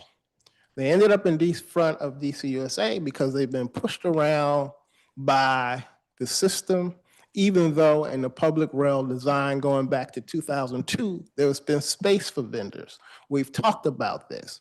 Instead of putting together a team to get it done, we gave it to District Bridges and the Main Street, and they just screwed it up for 10 years. And now we have a problem. So I just want to close and say the problem is structural, it's bias, it's the council's fault, it is DNPED's fault, and it's especially DDOT and WMATA. Those agencies were supposed to coordinate and work together, and they did not, they have not, and they refuse to until this day. And until you fix that, The problem is going to continue, and we cannot scapegoat the agency or these vendors. Thank you. Mr. Lakatos? Good afternoon, Councilmember Nadeau. My name is Santiago Lactos. I'm testifying on DLCP's work, enforcing the district's registered agents laws and the need for reform of the district's beneficial ownership laws. The perspective I bring to this is someone who has worked as an investigator and researcher for their whole career and who has spent far too much time trying to find bad actors hiding behind obscured corporate networks. To date, the district's the only state-level entity across the U.S. that has taken the bold but incredibly basic step of requiring entities to file a disclosure of beneficial ownership. It should be proud of that fact. I want to thank you for including funding to address this problem within DLCP. I was disappointed that after years of advocates pointing out these issues, funding being added, DLCP has not been able to hire anyone to enforce those. I know that part of that has to do with the hiring freeze, but I think the structural issue is still the same. As the recent RICO lawsuit the Attorney General filed against the Resjulian enterprise showed, there are major gaps in the beneficial ownership requirements. In that case, as in other instances in the district, the real beneficial owner of the entity was not actually disclosed. Instead, in a number of those cases, an anonymous LLC in another state was listed as the beneficial owner. A lot of this could be addressed with some basic reforms, some of which require council action. First, global basic standards, including the U.S. federal standard, is for beneficial owners to be natural persons only, human beings, not faceless trusts or LLCs. If you list out a state entity as another out-of-state entity as a beneficial owner, you have to then list its beneficial owners as well. Second, similar to baseline international standards, require disclosure of percentage ranges of ownership. This helps avoid a common trick used by real estate investors who want to avoid detection of property ownership changes. Instead of purchasing a property outright and something that will be recorded in the record of deeds, they purchase a majority interest in an LLC. If I'm recalling correctly, this is another one of the tricks the Resjulians allegedly used. The UK is a simple version of this. It's bands of 25%. So, someone's less than 25%, but not more than 50%, sort of like a list. I can give more details on that. The council should also increase penalties for not properly disclosing these or filing false information in these forms. In the model of the Federal Corporate Transparency Act, the district could enact per day escalatory fines from notice with a safe harbor option so that legitimate businesses can cure those issues. And if businesses don't rectify them, DLCP should revoke their status. I am not sure if there have been fines for this or revocation of any entity in the district for beneficial ownership violations. In addition to these, I would recommend that DLCP find a way to include beneficial owners into their existing open data indices of registered entities. That would allow people like myself, other researchers, to help proactively identify violations of the beneficial ownership laws to highlight them for DLCP, which is resource constrained. In my written testimony, I'll submit some model language that I would strongly recommend the committee takes up this term or in the budget. While I can't speak for the FIS that the executive will provide, I do believe there wouldn't actually be an impact outside of additional revenue. The second part of my testimony is focused on registered agents. I know I'm over time, so I can save that for another time in my writing. Thank you for the opportunity to testify today, and I'm happy to answer any questions. Thank you very much for your testimony. Mr. Slade, can you share more about the ad hoc duties the Consumer Protection Unit and the Office of the Professional Licensing are being asked to do? Most certainly. The vending unit and the licensing unit are oftentimes required to, and I asked for this in a request for information from the agency about scheduling duties, particularly at the Capital One Arena. And as the testimony the gentleman to my right talked about Columbia Heights and the vending enforcement, one of the safety issues for the workers is they don't have but so much that they can do when they enforce vending. So if they ask a vendor to move along, outside of that, and they have had confrontations, fortunately, it hasn't raised to the level or escalated to the level of physical altercation. But when you're dealing with someone's income base from a vending perspective, and you're telling them to move from prime real estate where their patrons are used to coming to support their needs, that can create some type of a conflict. But I think that this goes to a larger problem of being able to ensure that the workers are safe and changing their core duties to, let's say, when I say core duties, it's my understanding that some of them are being asked now to be customer service representatives because under DCRA, the customer service unit was dissolved. So now they're asking for the OPLA unit to have or address all the calls necessary for the center. And this is in addition to ensuring licensing for the community and district residents. So, I mean, if you're going to ask and add all these additional duties, the CBA, and that's why I'm here to advocate today, is clear about, you know, additional duties, consultation with the unions. That's what collective bargaining is for. That's what the CMPA was founded upon in the unhome rule. So it's part of DC law. And I think that, you know, you shouldn't be targeted for being outspoken for workers' rights. And I want to make sure that, and I will continue to advocate for workers' rights within the agency itself, where it seems to be personality is rewarded more than production. So I think that, you know, the additional duties I've attached to request for information, you can kind of see some of the responses. That was received on January 9th, 2026. I included that with my testimony, my full testimony attachment. I think that hopefully we'll be able to come to some sort of resolution for the members at DLCP, particularly some of those which are district residents that seem to be disenfranchised from being able to seek promotional opportunities.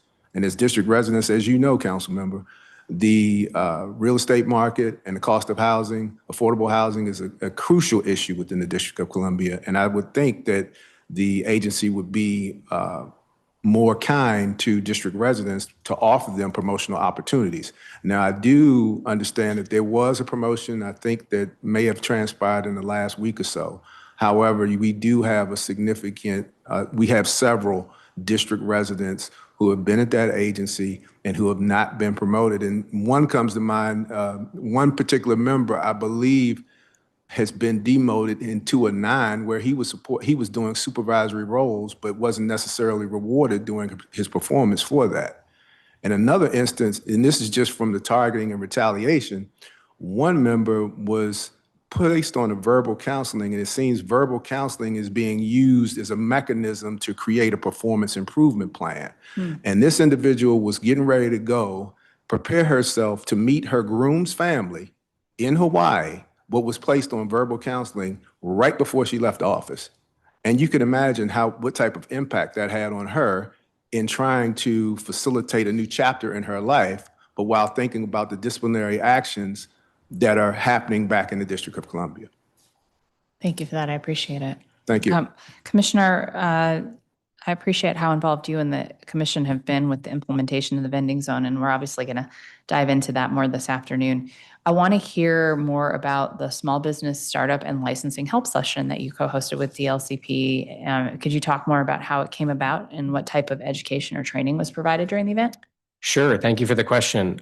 So I think I mentioned I've formed a really great relationship with Ronel Norales from DLCP. I'm also the chair of ANC1A's Small Business and Economic Development Committee. And so we've, for the past 2 years, worked together a lot. So he approached me at the start of 2026 and said, I would love to put together an event specifically for Columbia Heights. And I was like, is this for Ward 1? And he was like, no, it's for Columbia Heights. So we met at the DLCP office. We talked through possible dates, what the event would cover. I think this was sort of a standard type of DLCP event where they try to go into the community, advertise it as a come chat one-on-one with a account manager who can help you do permitting, get through things you're stuck on, sort of sit with you and help you with the computer right there. And wanted to partner with me as an ANC and as the committee of our chair of our committee on this to spread the word and hopefully bring more neighbors and business owners in. I've been very focused on existing business owners. I think this was for sort of entrepreneurs and new business owners, people who wanted to do new things.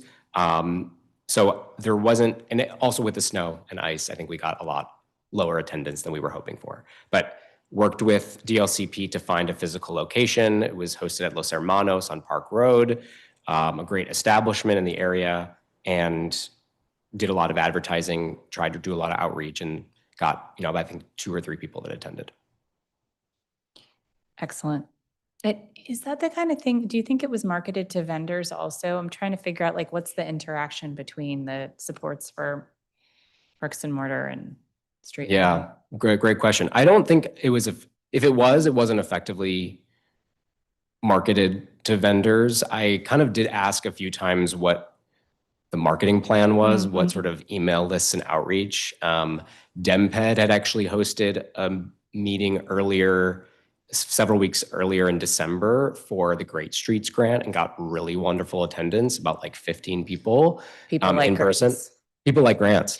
They really come out for that. But so I encouraged DLCP to reach out to DemPed and like, maybe there's a great list they have of Columbia Heights business interested parties. But I don't think there was sufficient outreach to both vendors and other business stakeholders. Thank you. Mr. Okta, thank you for your testimony. Can you help me understand a bit about braiding and the technique and the challenges that come with it? So what I'm trying to understand, please excuse my ignorance. What I'm trying to understand is it a high risk to the customer to have somebody who isn't licensed doing braiding? Is this like okay.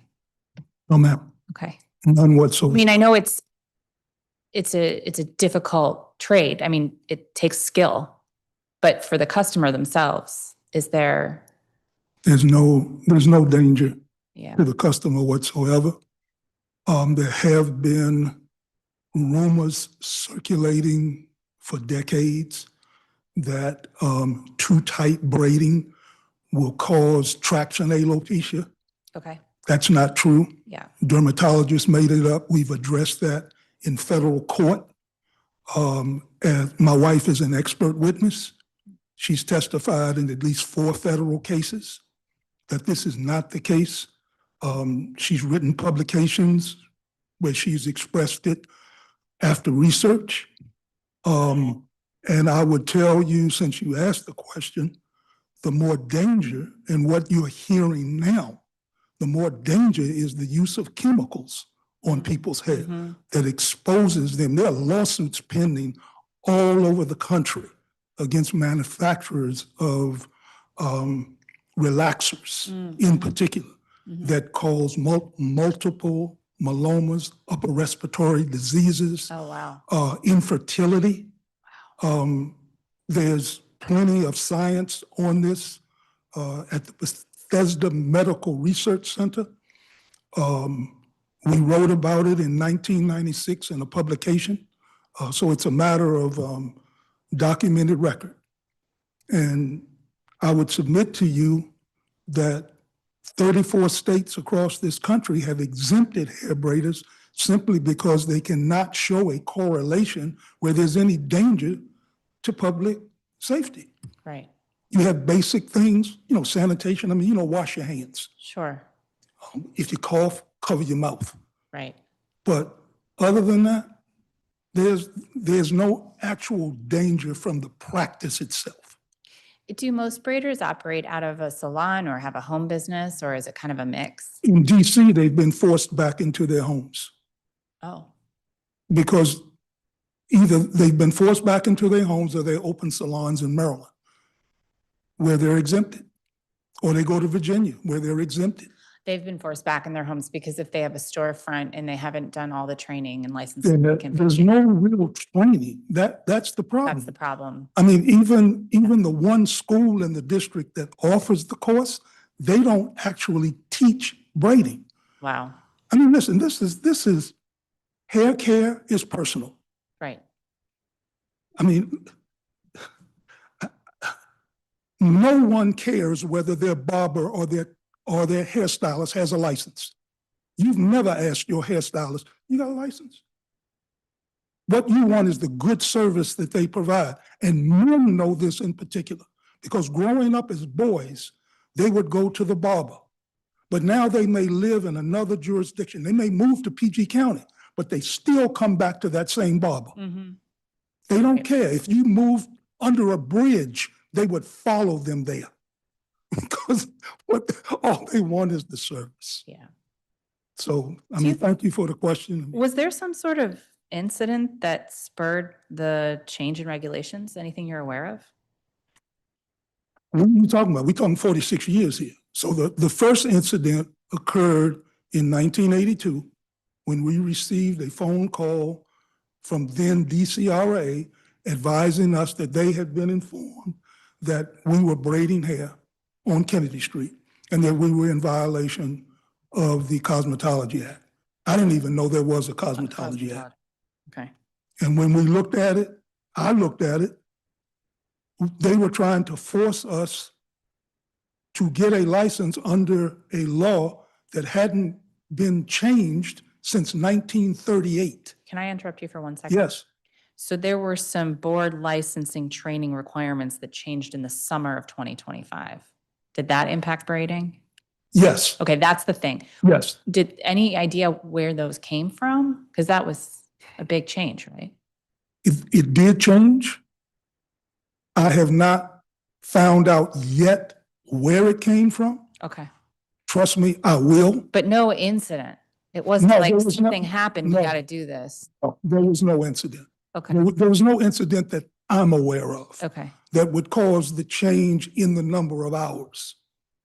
I'm not aware of any. Okay, thank you. Thank you. Appreciate it. Mr. Lactos, the committee spent time looking into this issue and is planning to include some of these reforms or other measures to address the beneficial owner disclosure issues in the legislation that we're finalizing for markup. So appreciate the additional recommendations. And Mr. Jordan, thank you also for your testimony. And thank you to this panel. We're just going to call up Mr. Cawthorn and then we'll be finished with our public witnesses.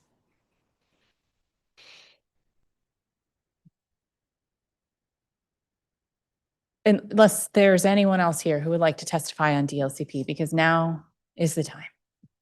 Okay. Go ahead. Thank you for the opportunity to come again. I will give an abbreviated version of this to echo our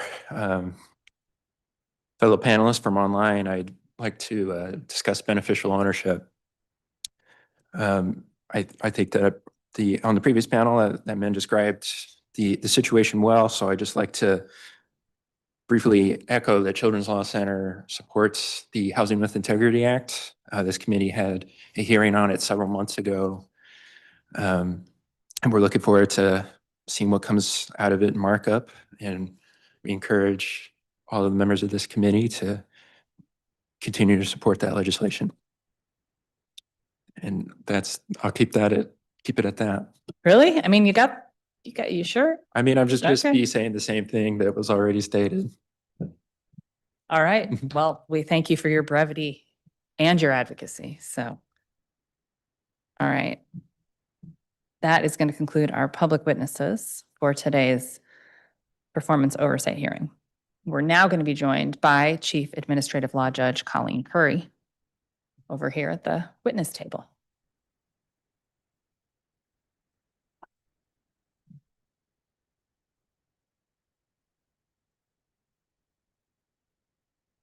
She's just going to chill. Are these all the barbering board meetings? Amazing. I'll talk more about it too. Okay, I'm going to swear you in. All three of you. Okay. Do you swear or affirm under penalty of perjury the testimony you're about to give to the Committee on Public Works and Operations is the truth, the whole truth, and nothing but the truth? Thank you. Whenever you're ready, you may begin.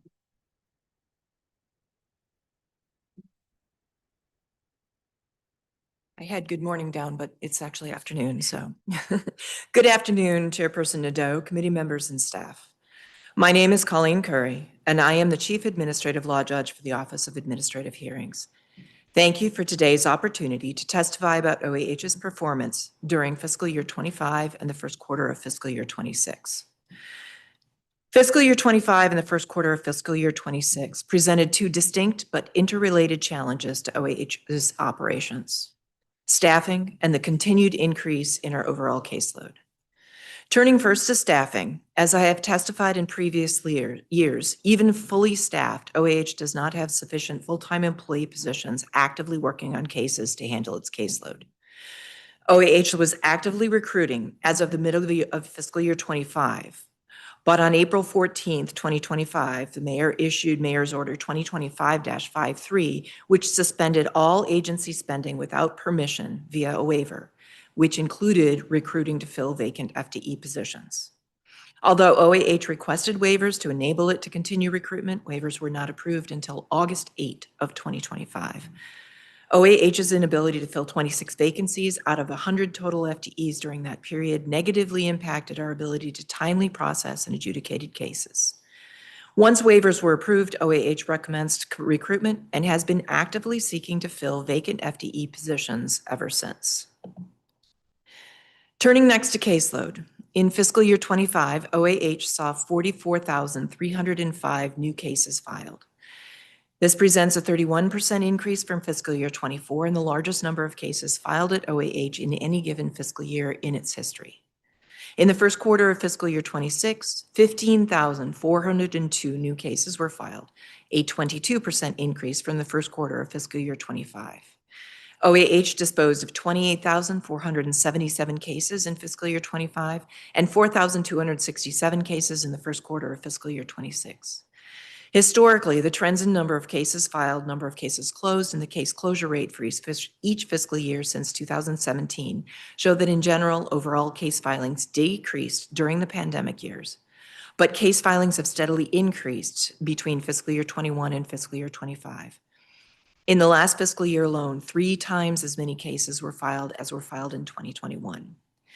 Case dispositions have also increased to the highest number in any fiscal year in OAH history, but not at the same rate as case filings. As a result, OAH's case closure rate is at an all-time low of 64%, meaning that OAH closed only 64% of the number of cases that were filed in fiscal year 25. It is important to note that OAH has no control over how many cases agencies or litigants file at OAH. OAH must, however, meet statutory and regulatory deadlines for adjudicating those cases that are filed, irrespective of how many are filed. The landscape of fiscal year 25 I just described, suspension of recruitment for 4 months and an increase in case filings, directly impacted OAH's ability to meet several of its key performance indicators. First, as I mentioned, OAH's case closure rate was 64%, well below the goal of 100%. Second, OAH was unable to meet its goal of entering 75% of all cases filed into its case management system within 3 days of filing. Third, OAH was not able to meet its twin goals of closing cases within 120 days of filing. Each of these KPIs is related to the number of cases filed and the volume of cases OAH has the capacity to process and adjudicate. To identify ways to manage its caseload as efficiently as possible, OAH analyzed the new case filings in more detail. Roughly 79% of all cases filed at OAH in fiscal year 25 were from agencies that enforce regulations or license individuals or business entities. Nearly half of all cases filed at OAH, 48%, were notices of violation issued by the Department of Public Works, and 22% of all cases filed at OAH were notices of infraction issued by the Department of Buildings. In the vast majority of enforcement cases, OAH never receives an answer from the respondent and the matter becomes eligible for entry of a default judgment of liability and assessment of fines and penalties based on that judgment of liability. Armed with this information, OAH made 2 policy decisions. First, OAH decided to focus on enforcement cases where respondents have filed an answer and there is a live dispute between the parties. The growing number of cases that remain unadjudicated beyond statutory, regulatory, or internal deadlines are therefore cases where no answer has been received by OAH. Second, OAH decided to focus on adjudicating cases involving public benefits such as unemployment insurance, supplemental nutrition assistance, temporary assistance for needy families, and housing or rehousing benefits. Of those cases involving public benefits issues, 12% arise from decisions made by the Department of Human Services and involve SNAP, TANF, or housing assistance, and 6% come from the Department of Employment Services and involve unemployment insurance. It is important to note that OAH's case-related data does not include any information regarding NOIs issued for violations of Title 31 of the DC Municipal Regulations regarding for-hire vehicles. In accordance with the OAH Establishment Act, OAH has the authority to adjudicate those NOIs, but they are adjudicating using the Department of Motor Vehicles ETIMS case management system, into which OAH has extremely limited access. Because of this, OAH is unable not only to quantify the case-related data, but also to evaluate the process of adjudication to build efficiencies and ensure that both due process and equal access to justice are provided to litigants. Multiple agencies issue NOIs alleging violations of Title 31, including the Department of For-Hire Vehicles and the Metropolitan Police Department. Many officers or inspectors contemporaneously issue both NOIs alleging violations of Title 31 and NOIs alleging violations of Title 18, the Motor Vehicle Act. Yet those violations are heard by two different agencies. DMV adjudicates Title 18 disputes and OAH adjudicates Title 31 disputes. This bifurcated system is confusing not just to respondents, but also to agency officers or inspectors, as it is not always clear that there are two different agencies who hear appeals from those contemporaneously issued tickets. DFHV inspectors and MPD officers must split their time between DMV and OAH. In particular, MPD officers who issue Title 31 and Title 18 tickets appear for hearings at DMV, but MPD officers rarely appear for hearings at OAH. It is also important to note another complication that impacts OAH's ability to efficiently, effectively, and timely adjudicate the cases before it. OAH has the authority to adjudicate requests for hearing filed by petitioners relating to SNAP, TANF, and housing benefits. Especially with respect to housing benefits, such as the Family Rehousing Stabilization Program, the rapid changes in law in the last year have left petitioners confused about what benefits they are entitled to and when OAH has the authority to adjudicate those decisions. Statutes and/or regulations permit petitioners to request a hearing at OAH by filing that request in any of three different places: at OAH, with the agency overseeing the program, or through the service provider. OAH often does not receive the hearing request in a timely manner if it's not originally filed with us, which delays adjudication beyond statutory or regulatory timeframes. In addition, there's lack of clarity regarding what constitutes a final agency decision for the purposes of when a petitioner can appeal to OAH. As a result, OAH often receives requests for hearing when an agency has not yet made an appealable decision. The statutes describing a petitioner's right to request a fair hearing in multiple places also results in OAH receiving appeals over which it does not have jurisdiction. These processes are confusing to petitioners, cause an inordinately large amount of work in cases over which OAH does not have jurisdiction, and cause delays in adjudication that are outside of OAH's control. During fiscal year 25 and the first quarter of fiscal year 26, OAH continued work on several ongoing projects focused on improving the efficiency and transparency of the agency and providing equal access to justice to litigants. In addition to identifying and analyzing the jurisdictional issues I've just discussed, OAH has been evaluating its website in an effort to increase accessibility and usability. As part of that project, OAH has also continued to evaluate ways to augment customer service and provide resources and wayfinding for litigants, especially self-represented ones. OAH is focused on improving services at the Resource Center and evaluating the forms available for use by litigants. Other ongoing projects at OAH during fiscal year 25 included evaluating OAH's e-filing portal to identify ways to increase use and accessibility, including creating a page of frequently asked questions, exploring ways to increase the use of mediation to assist parties in resolving their disputes in a mutually agreeable way without a hearing, exploring ways to streamline processes and enhance training to maximize productivity, assessing the current practices with respect to remote, hybrid, and in-person hearings to identify ways to improve accessibility and more easily allow for hybrid hearings, and working to develop a policy surrounding data governance to ensure that data shared with external stakeholders is consistent, accurate, and understandable, and exploring ways to use that data to increase transparency and efficiency while also preserving the confidentiality of that data where appropriate. Ms. Chairperson, thank you for your time and interest in OAH. In closing, please allow me to publicly thank those who were most instrumental in helping me prepare for today's hearing, Chief Operating Officer Lachelle Jenkins and General Counsel Samruti Radkar. I would also like to extend my sincere gratitude to the staff at OAH for their steadfast commitment to administering justice on behalf of the residents of the district.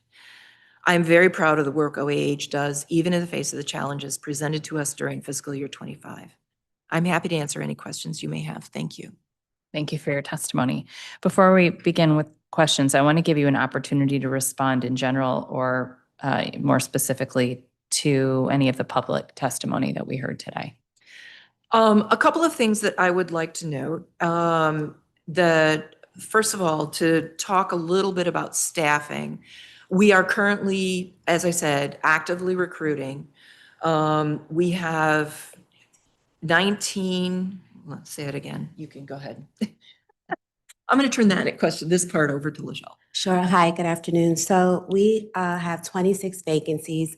We currently have 19 vacancies that are posted. So we are actively recruiting for our vacancies. The other positions are in administrative review internally or with DCHR.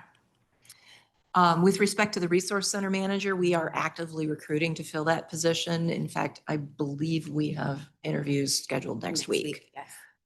So we are actively participating in that and trying to fill that position. Mr.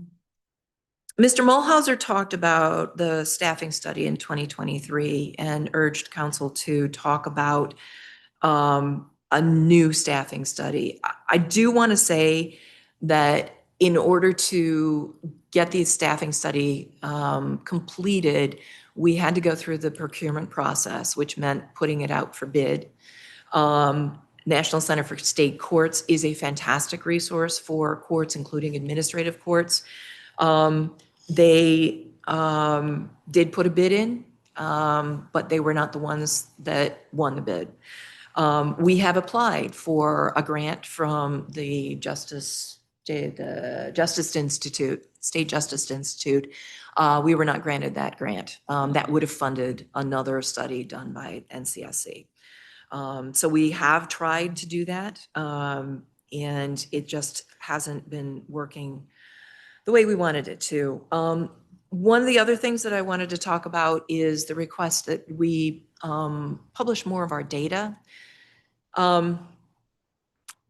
We would love to do that appropriately. Right now, we're sort of watching a slow train wreck with the number of cases increasing and the amount of work that we all have to do to try and handle those cases without having things fall through the cracks. And as some of the public witnesses testified, because of our caseload, things have started falling through the cracks. And it's mistakes are made when we are trying to do such a huge volume of work. And as I said, we have decided to make some priority changes in order to try and focus on the cases that have the most impact on litigants, those involving public benefits and those with live disputes. And I think, is there anything else? Oh, and regarding upgrading the final order search, a rough ballpark is that doing what we would like to do and what some of the public witnesses have testified they'd like to see, that's in the magnitude of about $40,000. And that's a very rough ballpark to try and get that done, assuming that our vendor has the capacity to do what we want to do. Okay. Which is also a question. Okay. That's helpful. Is the hiring freeze lifted for all the vacancies now? Yes. Yes. Okay. Okay. At what volume of filings does OAH become structurally unable to keep pace with incoming cases? I don't know the answer to that question because a lot of it depends on where we're getting the cases from. Because we have approximately 36 different types of cases that we hear. Some of them are high volume, low intensity, such as the DPW tickets, the NOVs. And some of them are high volume or are low volume, high intensity, such as public sector workers' compensation, appeals from the Office of Tax and Revenue. Some of the public benefits cases just take a huge amount of time.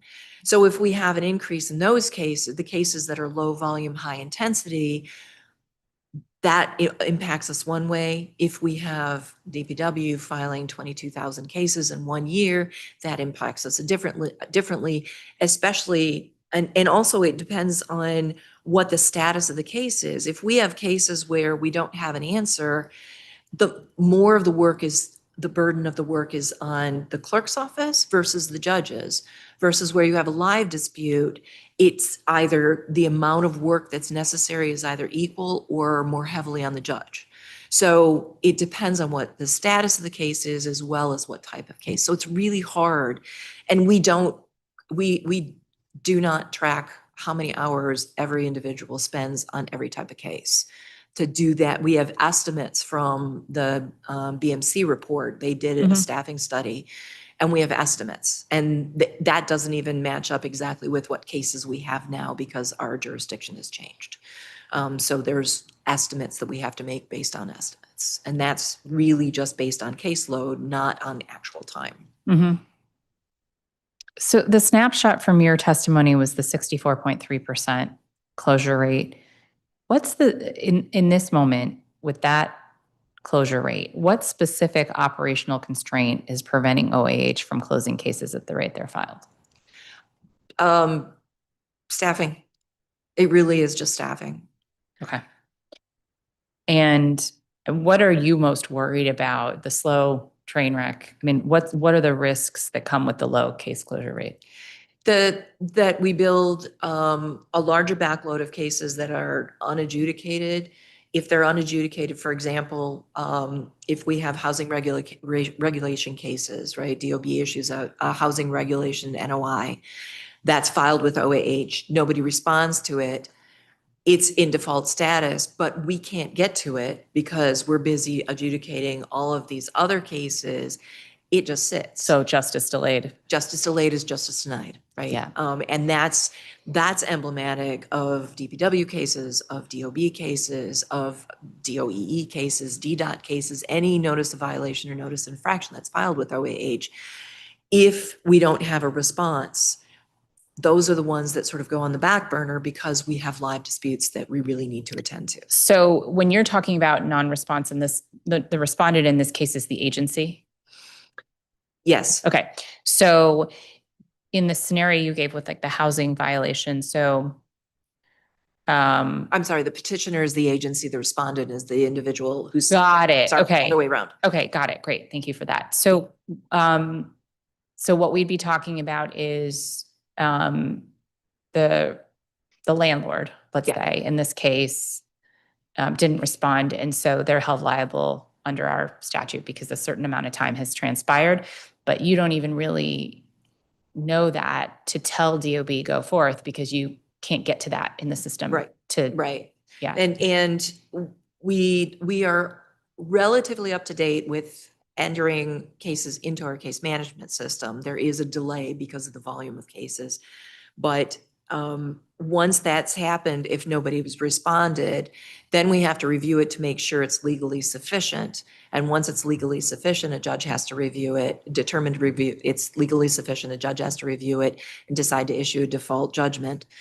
Once that's done, then staff have to serve that. So you still have to go through a We legal still have to go process to through the serve a legal default process. judgment. Yeah, yeah. Not the kind of thing where it could be like an alarm goes off and then DOB can proceed. Right. Bummer. Yeah. Okay. Yeah. And the other thing that I want to mention is the other big thing that I worry about is staff burnout. Yeah. We have so many cases and staff are very attuned to trying to do what we need to do.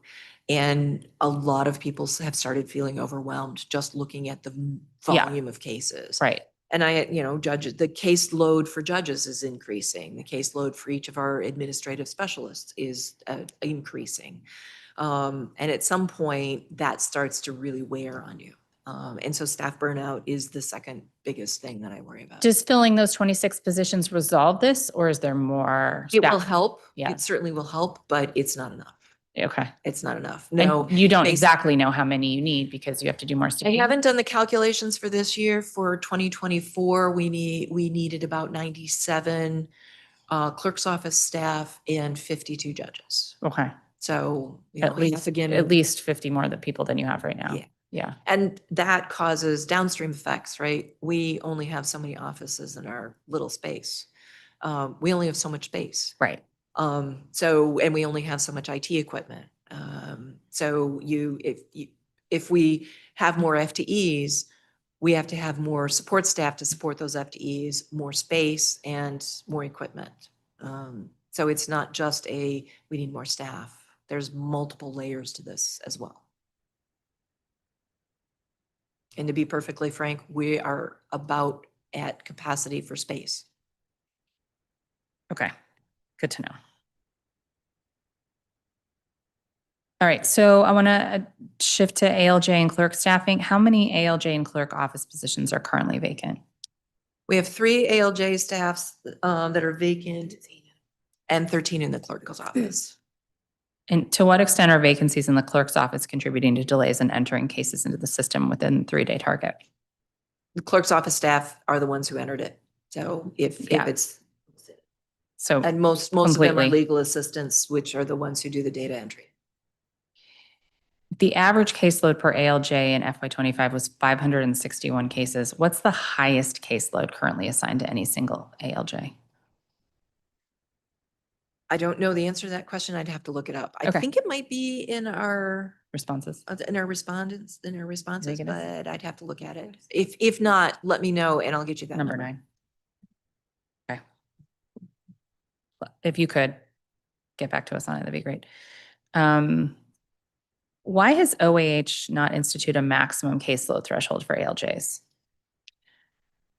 Trying to, again, with the wide variety of cases, all ALJs here, and the Title 31 cases and DPW cases, but then every judge has, we divide our judges and clerk's office staff into 5 different clusters. Mhm. Every cluster has a combination of cases, but judges also volunteer to take on other cases to help us. So having that balance is almost impossible to determine what the appropriate number, maximum number would be. It's higher math. Okay. Thank you. That's helpful.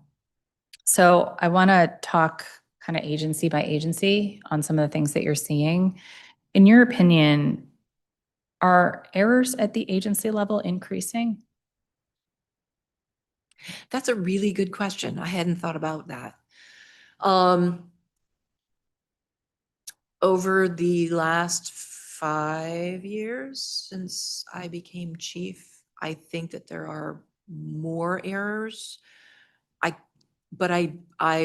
It's anecdotal. Yeah.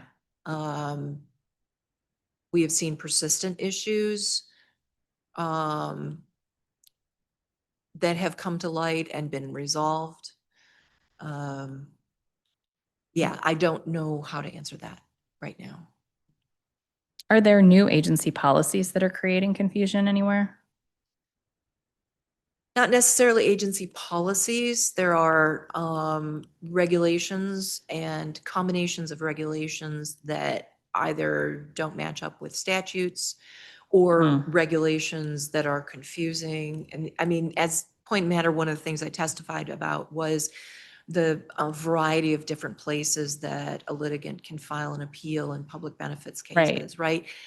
That combined with the fact that the regulations sometimes will allow somebody to appeal something to us, but then have this background process still going on at the agency. We need to wait until that process is done, but a case has been filed to preserve the status quo. And so, but we can't do anything until that background case at the agency is going on. So it's not necessarily a policy, it's regulations and statutes. Some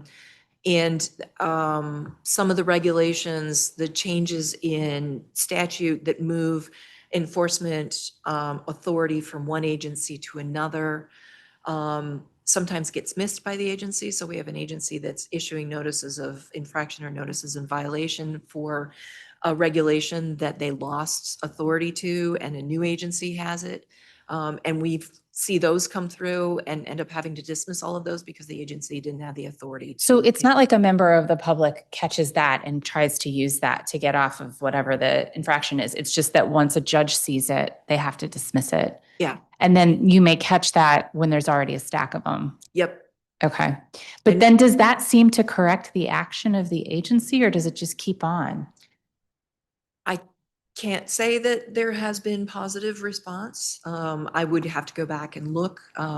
Most of our orders are sent to the general counsels of the agencies. Sure. So they should get that at least. They should get that, understand. And we have the general counsels of the agencies are all invited to our advisory committee meetings. Do they come? Some of them do regularly. Some of them I've never seen.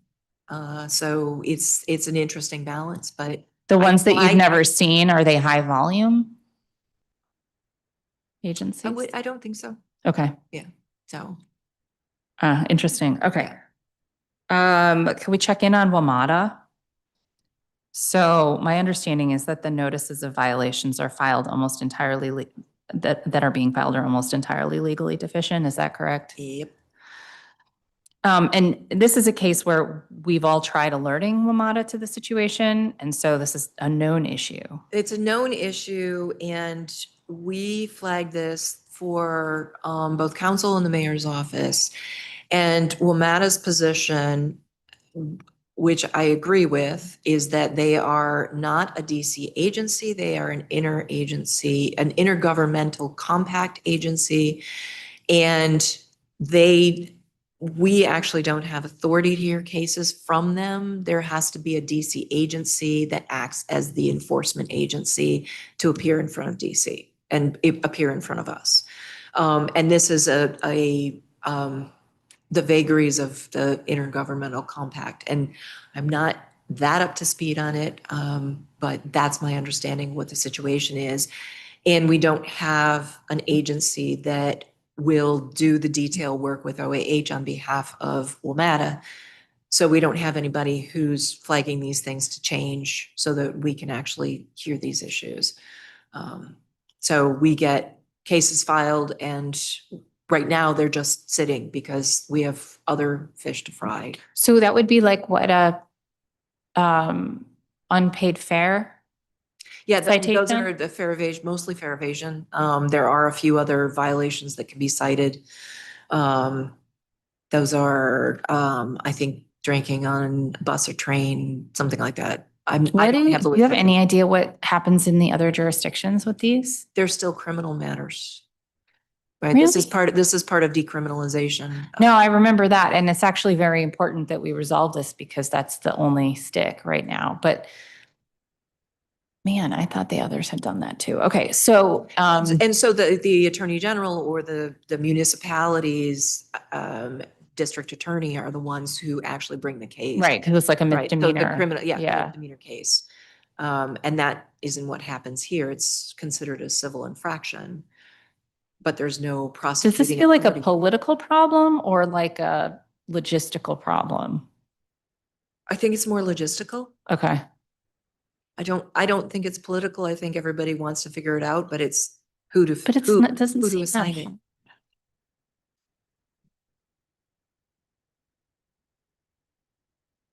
Oh, yeah. I mean, do you have a recommendation on who from the district government should be showing up for these cases? I don't know. Yeah. There are, I don't know where it would land appropriately. I don't necessarily think it's something that the Attorney General's office No, should because do. decrimmed, It's right? So, Decriminalized. yeah. But what other agency would be able to, MPD writes? I don't know, maybe someone who's already there for something else. So Yeah. I don't know, yeah. okay, let me ask you this. This is not something like, so is there something that could change to allow WMATA to have direct standing before OAH? I don't know. I don't know the intergovernmental compact enough and the stance well enough to be able to answer that question. It's a little bit beyond my legal expertise. But it's like beyond an MOU at Yeah. this point. I think so. Okay. Okay.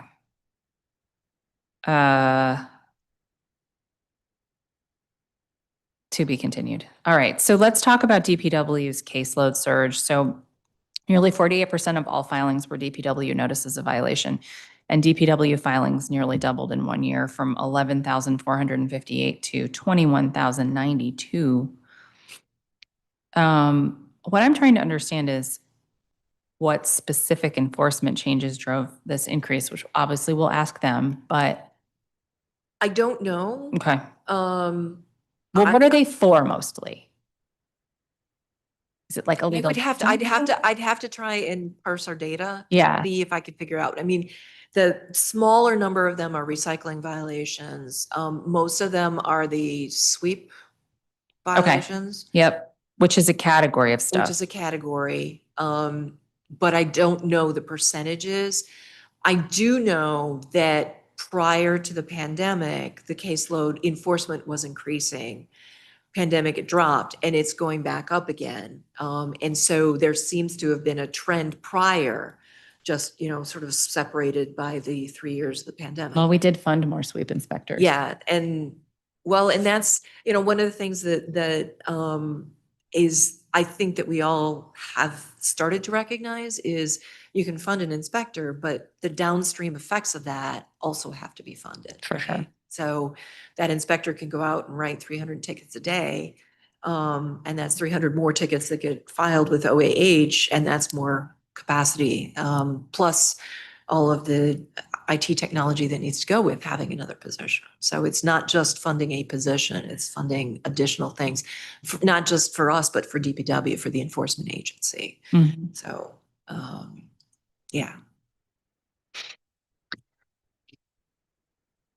Do you get any advance notice from DPW when they're going to be stepping up enforcement on anything? I'd have to go back and look at my records to see if we've gotten anything from them. But it's not like a regular ongoing conversation, No. like you and the director checking in, like, oh, we're going to step up enforcement, watch out. No. It's going to be a deluge. Okay. No.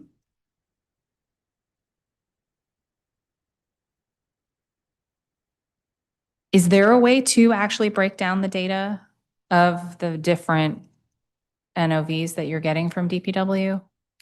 It depends on what data you want. I know that I can tell you what the case category is, which it would be sweep, recycling, and then there's a third one that I can't think of right now. But there's only 3 categories. There's only 3 categories. I may also be able to figure out the percentage of cases for a specific regulation that have been cited. The most common one we see is 21 DCMR 700.3, which is trash bins out in the wrong place or at the wrong time. That's the most common one that we see. That's So, interesting. So people, all right, people appeal that one a lot. yeah, It's so interesting. yeah. But I think I can. Yeah. So my person who usually does my data is on leave, extended leave right now, so I'm it. Okay, got it. Yeah. Yeah, I mean, you understand what I'm trying to get at. Yep. It's upstream of you, which is, what are the most frequent and like, how are they actually, like, are they upheld? Yeah. Because we'd like to do work with DPW if there are a lot of cases being thrown out. Yeah. Because that's just a time suck for no reason. And I just also wanted to note that I think you received, I sent you a copy of what we call our 16E letters, which is our caseload that goes, we are required by statute, I am required by statute to send one of those to every agency whose cases we hear, which is the current caseload and the 5 previous. There was a lot of discussion about it at the council, actually. Yeah, so we're required to do that every year. We send it to the agencies, and the agencies are statutorily required to tell us if there's going to be they anticipate a 10% increase or decrease in the next year. So that's kind of but that's probably the sum of the conversation. Yeah. Between you and the agencies about what to expect. Pretty much. But then what if they tell you there's going to be a 10% increase or decrease? I mean, what tools do you actually have to address that?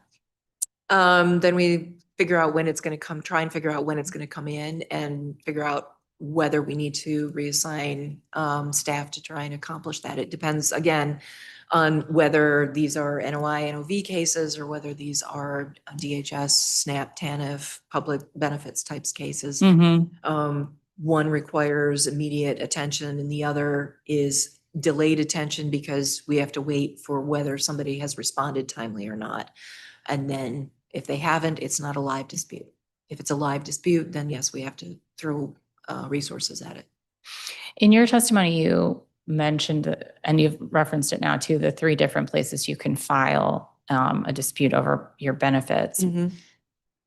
Do you know if that is that part of the HSRA or? I don't know. Okay. I don't know. I was trying to figure out if I did that, right? I suspect its roots are in federal legislation or regulations. Okay. I suspect that's where the roots are from. I would have to go back and look and talk to my expert. I mean, to put my human services hat on for a minute, Mhm. it kind of sounds to me like wanting to make no wrong door for the person who's trying to get those services. Yeah, But that's just a hunch. yeah, That to me seems like something council would have done, but yeah. maybe not. Yeah. I don't know. I mean, one of the other frustrating things is that public benefits cases is the only case type we have that statutorily or regulatorily, somebody can call over the phone and file an appeal on the phone without the documents that are what they're appealing. So a lot of times somebody will call in, we'll take as much information as we want, but we don't have the written decision that says what the issues are. And the first couple of hearings that a judge has is really trying to figure out what exactly the decision was and what the issues for the appeal are. And so and I understand trying to make it as easy as possible for individuals to appeal, but it makes, given the caseload that we have, it makes it very difficult for us to address those cases efficiently and effectively. So. Got it. So when a case is taken by phone like that, when intake is done by phone, is the next step to attempt to contact the agency for the documentation, or you just wait for the hearing? I'd have to go back and look at what our specific process is for those cases. I don't know whether, I'm pretty sure that what happens is that a notice of filing is sent to the parties with a scheduling order saying, agency, this person called in this appeal, person, you called in this appeal, this is the case number, this is when we're having a status conference. And it's always set for a status conference. I think that that's what it is. Okay. Let's see. With the cases that go into default, is that mostly with DOB? And I'd have to look to see what our majority of our cases, but the majority of DPW cases are defaults. Huh. Like people take the time to say, no, I didn't leave my bins out, but then they don't respond later? Well, so DPW issues a notice of violation saying you left your bins out at the wrong time. Yeah.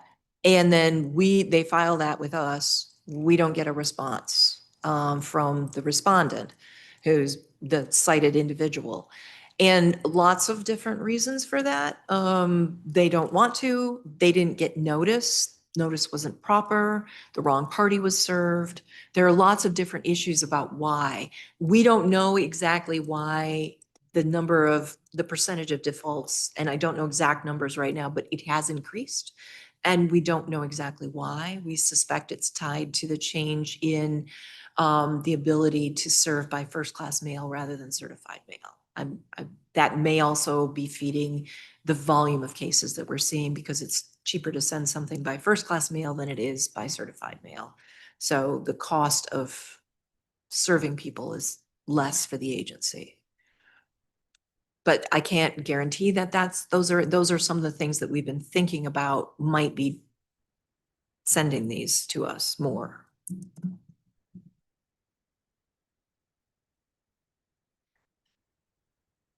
Do you think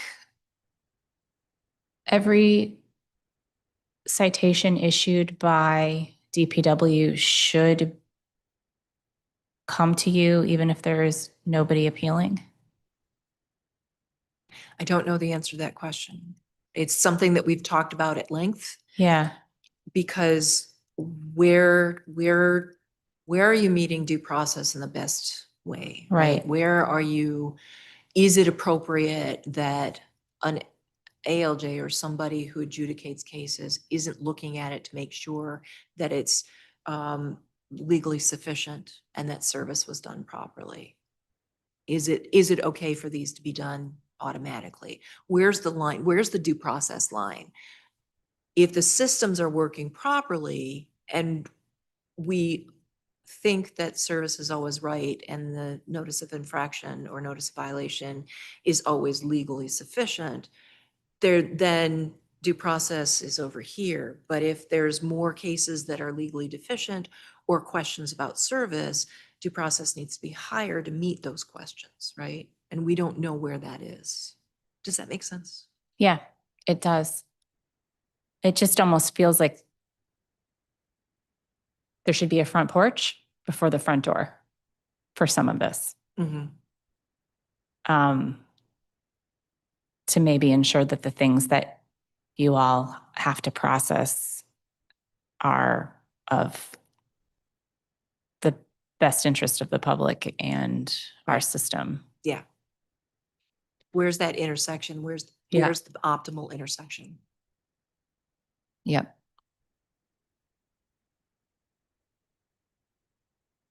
Okay, so you testified that OAH is prioritizing cases where an answer has been filed and there's an active dispute. Does that mean the bulk of DPW backlog consists of uncontested NOVs awaiting default entry? Yes. Okay.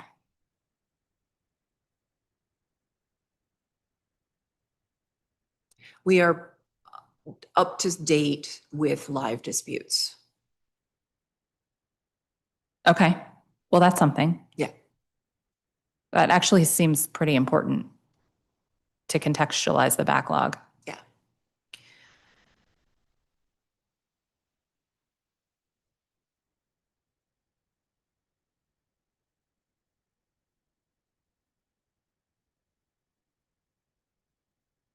I kind of already went ahead. I think she's answered a lot of them through the back and forth. Pretty satisfied with this section. I was thinking about it.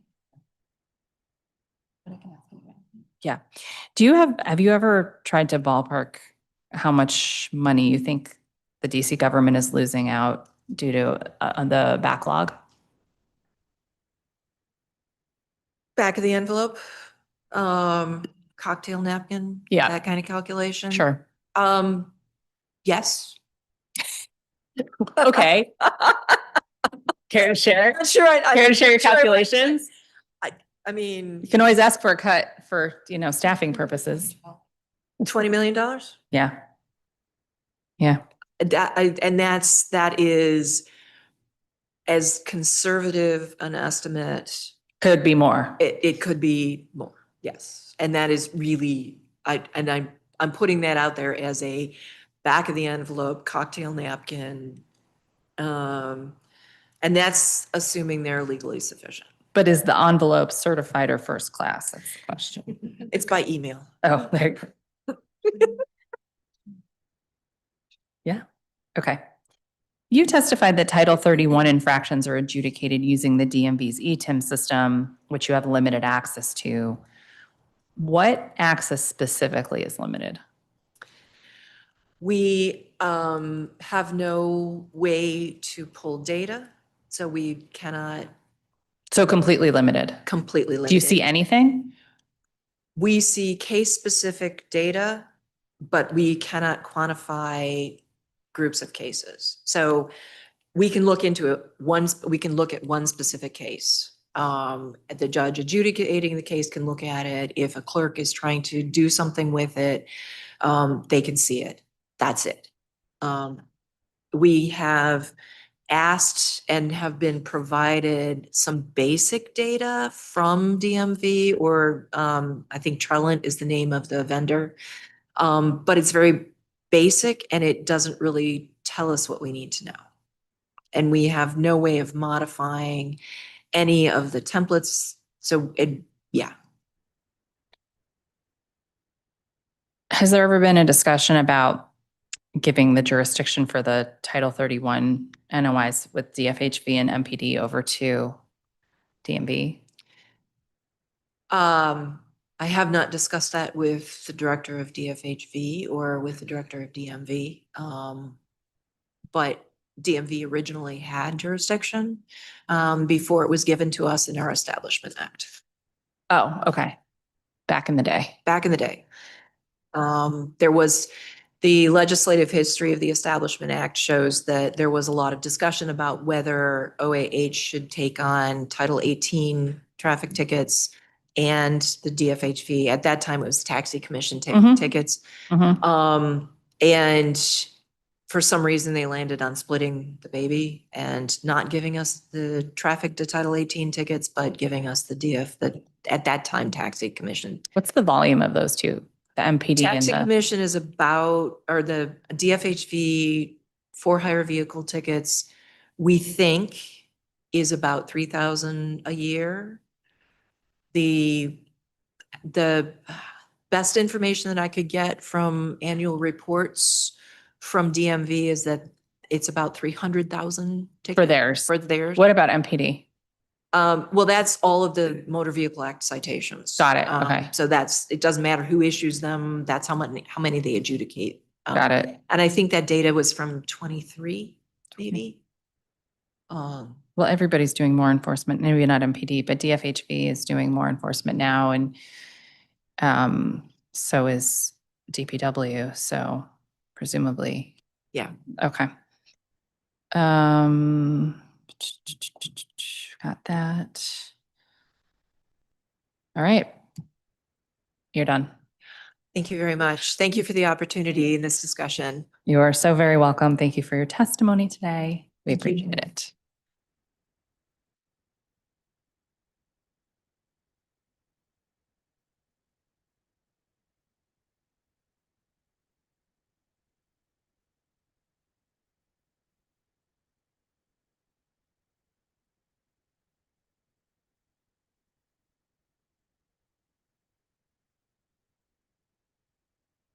All right, we're going to turn to DLCP's portion of the performance oversight hearing, be joined by Director Tiffany Crow and colleagues.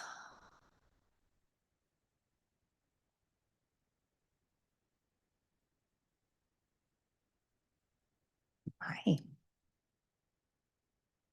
Going to swear you all in. Okay, you raise your right hand. You can stay. Just don't cross your legs. No, just kidding. Okay. Do you swear or affirm under penalty of perjury that the testimony you're about to give to the Committee on Public Works and Operations is the truth, the whole truth, and nothing but the truth? Wonderful. Thank you. Director, you may begin your testimony when you're ready.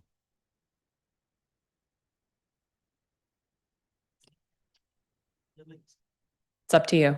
But I will actually read the testimony this time. The team has worked really hard, and I want to make sure I do that. Sounds great.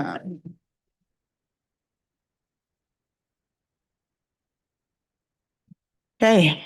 Good afternoon, Chairperson Nadeau, council members, and staff. I am Tiffany Crow, Director of the Department of Licensing and Consumer Protection. DLCP's mission is to protect the economic interests of businesses, residents, and visitors of the District of Columbia by issuing business and occupational and professional licenses, registering corporate entities, and enforcing the Consumer Protection Procedures Act. Over the past few years, DLCP has played a vital role in spurring economic growth and development in the district, helping individuals obtain their business and occupational and professional licenses, and protecting consumers from unfair and deceptive trade practices. I want to thank Mayor Muriel Bowser for appointing me as DLCP's first permanent director. Serving in this role alongside a team of over 150 people committed to supporting businesses and entrepreneurs, as well as those who are working to keep their communities safe, has been the highlight of my career thus far. While I have not yet achieved every goal that we've set for the agency, with the support of a strong team, Mayor Bowser, Deputy Mayor Albert, the council, industry stakeholders, we are laying a strong foundation and have accomplished most of the things that we set out to accomplish 2.5 years ago. In FY25, DLCP focused on preparing for the implementation of the Business and Entrepreneurship Support to Thrive Act, and this included making necessary updates to the business licensing portal, including adjusting fees and fines and adding new license categories while removing the complexities associated with endorsements and other subcategories. In addition, we updated necessary forms and documents, as well as began the process of updating our regulations. We also have embarked on extensive public relations campaigns to ensure that the business community is aware of these changes. In addition to seeing an increase in business licenses dramatically in 2024, we have, over the past 3 years, enjoyed an increase in the number of vendors becoming licensed, as well as the number of vendors participating in the vendor amnesty program. In FY25, DLCP issued 634 new vendor licenses in comparison to 523 in FY24, and that was more than 100 more than the previous year. Similarly, 11 vendors were accepted into the vendor amnesty program in 25 in comparison to just 4 in FY24. These achievements are due in large part to the agency promoting a staff member to serve as the vending zone manager and focus on these issues, as well as making sure that everyone in the unit understands the vending program and the requirements. Additionally, we increased collaboration with our sister agencies, including the Office of Tax and Revenue, the Department of Health, and the District Department of Transportation, which has allowed us to assist businesses. Even though previous testimony highlighted DLCP's responsibility as making sure all of these things are done, signage, waste disposal, criminal enforcement, DLCP has taken on the role of coordinator to try to make sure that every agency that has a responsibility is a participant in these conversations. And DLCP is unique. We take on this role because we're one of the few agencies that touch nearly every business operating in the district, because before one can obtain a business license, most must register with our Corp division. And there are about 120,000 active entities, and that number has been growing at a rate of 3 to 7% every year. And while most of our applications are available online, there were still many modernization tasks, including regulatory items, process items, technical things that needed done over the past few years. And so on December 8th, 2025, we launched our new Corp Online system. We have heard great feedback about this system and have the data to demonstrate it. In the first 2 months since the new Corp Online system launched, we've completed nearly 20,000 corporate and trade name filings in comparison to 16,000 the previous year. This represents a 14% increase in the number of filings completed and a 63% decrease in rejected filings because the system is able to guide users. And we included all the data about the increase in revenue, things like that. You can look at that at your leisure. At its core, DLCP is still a regulatory agency, and that means that in addition to helping businesses and entrepreneurs, we're responsible for enforcing the law and taking appropriate enforcement action. Our main goal is to bring individuals into compliance. We want businesses to come into the district and have a successful time. And so we increased our proactive enforcement of unlicensed housing providers in the interest of safety. And our goal there was still compliance. We want housing providers for the district and we want them to be licensed. Unlicensed housing providers are also more likely to have housing code violations. So we have worked closely with the Department of Buildings to improve the referral and enforcement processes at both places. Our proactive enforcement has not been limited to housing providers. We also have done the same for unlicensed short-term rental providers. In the last quarter of FY 2025, we launched a new STR enforcement initiative that involves identifying unlicensed operators and sends them warning letters so they can come into compliance. Those who did not come into compliance within the allotted time frame have been referred to the enforcement division, and many have been issued NOIs.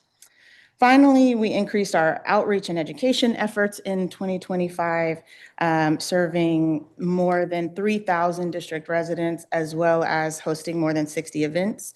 And we cannot be successful in what we do without stakeholders in the community, both those who are supportive of our efforts and those who have feedback.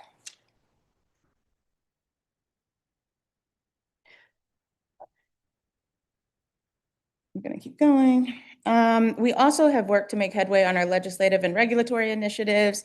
This means working with the council to pass the Accountancy Practices Amendment Act of 2025.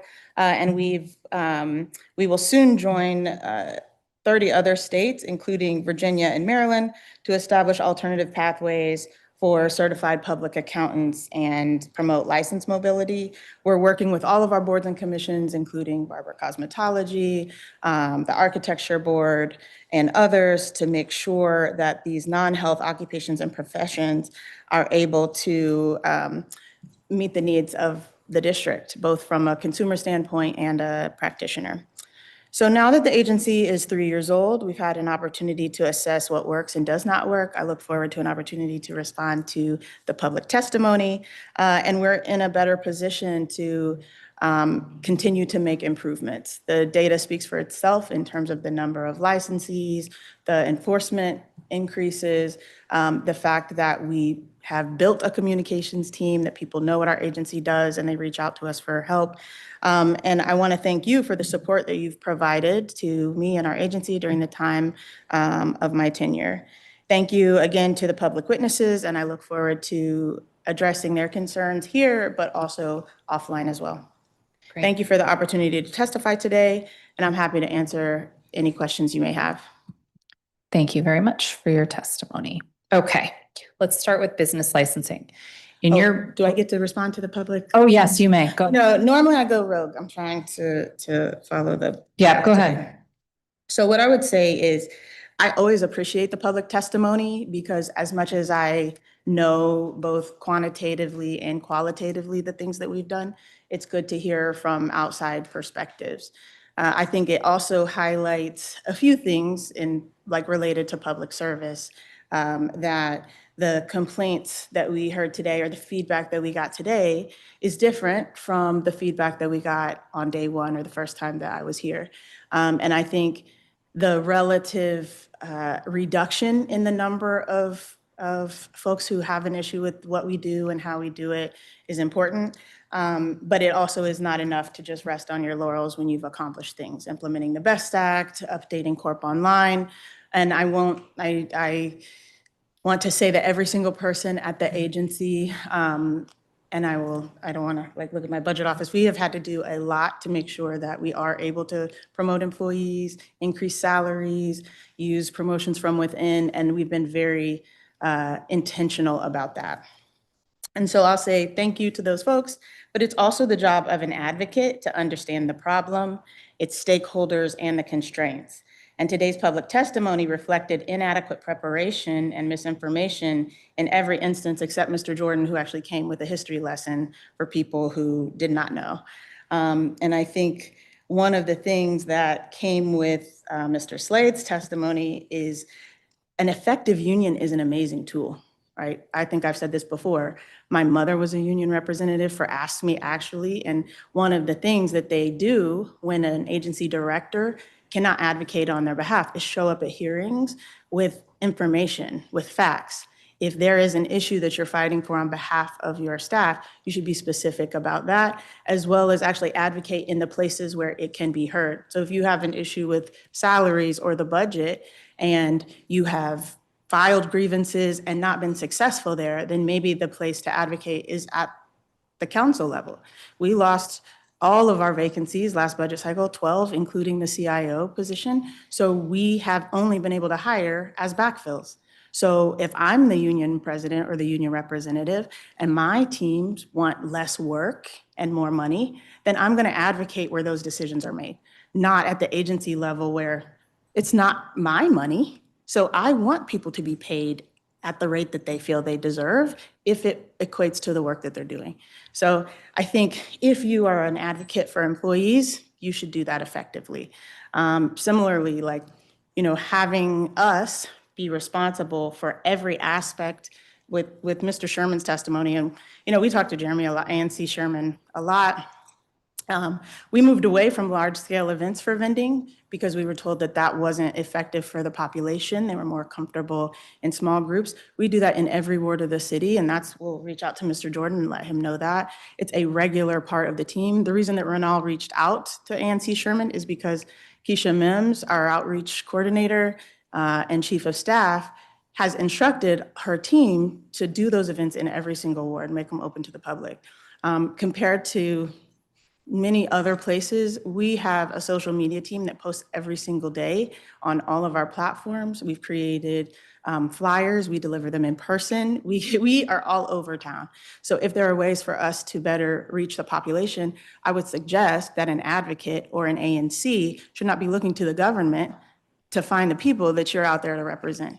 So the limitations for public, for what the government can do are really on display here. So DLCP, we're an agency of 164 people with 0 vacancies that are funded for hiring.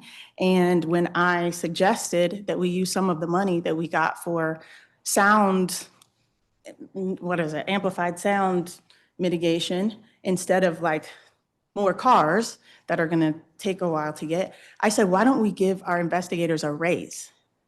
And I was told that I have to do it exactly as the council said. So you know what? I can take the money, I can tell you how in 3 years, we've been able to do everything that we said we were gonna do, with the exception of give raises every time I ask or hire. And then I can say, when we've gotten funding for things, we've been effective. Similarly, we've put legislation forward for vending for 3 years. You know, that was the very first thing I did. Came to your office, talked about vending. Yeah, I'm gonna stop you because I think we need to get into questions, and now we're gonna have differing viewpoints on the facts, and I don't feel like that's super productive, although interesting way to kick off to just start kind of attacking the public witnesses. It's not an attack. I think today I was a little bit taken aback, I would say, because we meet with the ANC once a month, and we cannot do it on our own as a government, and that's how I feel. Like Mr. Jordan, Mr. Bonar, that witness, we have on open data, we actually put beneficial information, and we have had public events, we post on our socials, all of that information. So it was like witness after witness was saying things that we actually have addressed. And my speed is because I know we're short on time. So it wasn't so much an attack as much as, you know, we can do everything that we are asked to do, but there has to be collaboration, right? There has to be a recognition that we alone can't do everything. And so yeah, I mean, look, like it's fine to clarify things that people have mentioned today. Obviously, you have the right and ability to do that, but I don't think that when the public comes to testify, the answer is you all should be doing more as the public. I mean, like sometimes it is, maybe, but like you get a salary. That guy sitting over there who chairs the ANC and the business committee does not get paid for his work, and he's still hustling and showing up here and taking away time from his day job. So like, I don't know. It's like, let's move on, I think. I think that's fine. Yeah, fine to move okay. on. So let's start with business licensing. In your pre-hearing responses, you noted that DLCP has begun work on Farmers Market Support Amendment Act of 2025, which was passed and funded last year. When do you think DLCP will have a timeline for the implementation of that bill? So we hope before the end of the fiscal year. And so far for every project that we've set out, we've been able to meet the timelines for it. We're working with our vendor to make the necessary changes to those. And we're working with our sister agencies, DC Health, DDOT, DPR, to centralize those things. Okay. I'm intrigued to hear that DLCP is working on streamlining the licensing process for all types of licenses, not just farmers markets. And we've talked many times about how onerous the licensing process can be when you have to go to multiple agencies. Can you share more about your plans for streamlining? Yes, so with the success of the Corp Online project, we're actually combining business licensing into our Corp Online system. So instead of having to go to 4 different places to get your license, right? So there's criticism that is absolutely valid. Like to get your vending license, you have to go into the business portal, you have to go into the DC Business Center. And so this project streamlines it so that whether you're getting a short-term rental license, a basic business license, or doing your corporate registration, you're all in the same system.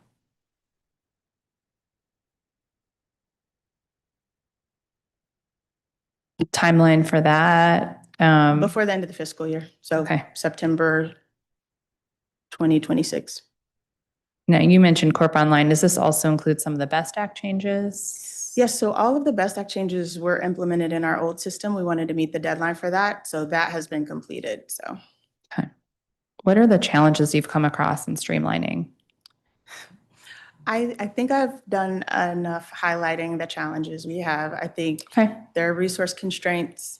I think we are a very small agency with sort of limited time and resources. So we prioritize according to volume, need, and finances.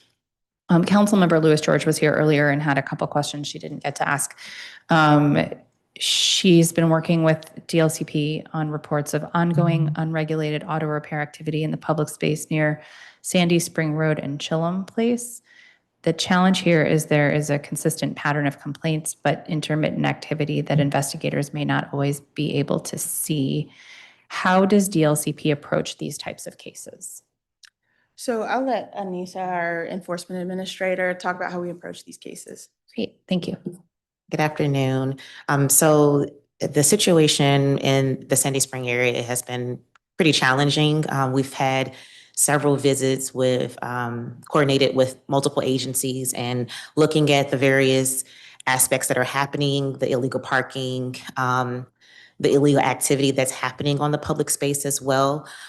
We have conducted several visits, and what we continue to do is continue those visits. We have reached out to partner agencies, reached out to OAG to elicit some additional support in how we can combat this particular matter. I think it's extended, it's a bit beyond what DLCP alone can address. Our partners at DPW have been ticketing vehicles, towing vehicles, and they show back up. So it's the access and where this is happening, blocking the access is a bit challenging because it is kind of a thorough way for traffic. So what we continue to do is just be consistent in our visits, and when we can obtain like identification information, we do so. And that has been a challenge as well. The individuals operating there are reluctant to tell us who they are. And so this it definitely will require some additional support collectively with agencies to have a broader impact here, because I think alone on DLCP with what we have in enforcement tools isn't going to curb the activity. And I'll add that doesn't keep us from going out. And Councilmember Parker, who just joined, we have similar cases in his ward where we will go out and we are able sometimes to catch them doing something that results in an NOI. We have put forth legislation for enhancing our authority through the CPPA amendments, but that has not been heard yet. But that is why we've used everything we can, even a referral to OAG. And we continue to go out and be responsive when people ask us to. Just a very specific question she had, which was, when investigators did observe active vehicle repairs earlier this year, a warning was issued rather than a citation with the expectation of future compliance. Given the history here, what determines whether DLCP issues a warning versus immediate enforcement? And how do you ensure that repeated warnings do not allow illegal activity to continue? It's a good question. I can answer that. So with the challenge of not always being able to identify, so if we do identify someone, we don't know if they've had a warning before. And so in this instance, this was our first time engaging with that individual. And so we elected to give a warning. In our system, we will log that so that future investigations and visits to the location, they'll be able to see if this individual was engaged with before. And repeated after that point, we'll move to a notice of infraction. Thank you. I know that we've discussed, never mind. There are localities that explicitly prohibit non-emergency vehicle repair in public streets and alleys with a narrow exception for repairs needed to move a disabled vehicle. Based on this case, would a clearer prohibition like that improve DLCP's ability to enforce? So I want April to finish this question because it does deal with sort of legislation. Okay. But I would say is that the willingness of everyone who has a responsibility in the process sometimes is contingent upon resources. And I know we're in sort of a resource constrained time. So I think it'd be tough for us to say another agency could do that without knowing their situation. Go ahead, April. Thank you, Director Carl. I would echo what the director has said. I mean, that would help some, but recognizing that if the entity is still, or the operator is still unlicensed, our enforcement mechanisms will still be limited. So if you're restricting certain areas, that goes into, which it pertains to public space, is actually another agency. I don't want to say again, like what their resource needs would be, but it still would not solely land with the DLCP, but we will continue to, we will enhance our ability to continue to partner with our sister agencies. Okay, I think just one last one from Councilmember Lewis George, who said she's seeing stores operating under grocer licenses that appear to function primarily as tobacco or vape shops. How does DLCP determine that a business is truly operating as a grocery store? I'll let Anissa pick up. Thank you. Yes, so it depends on if they're selling food or other items, over-the-counter medicines, depending on the licenses they have. So we would have to really look at the particular business to determine what is the situation. So that's something we can follow up on if we have the business information to see what they are offering and whether or not that complies with the requirements of the license. Okay. And keep in mind, many businesses have multiple licenses. So they may be selling grocery items at the corner store and also tobacco products. So they are required to have a license for each of those activities, and the investigators, as Anissa said, they check for that when they go. I also wanted to ask about testimony we heard earlier about hair braiding licenses. I know the board's responsible for regulation of the industry, but I'm wondering if you have any insight on the increase in requirements or why we continue to regulate braiding when other states don't. So April will answer this in detail, but that's just not true. So I think we'll. Okay.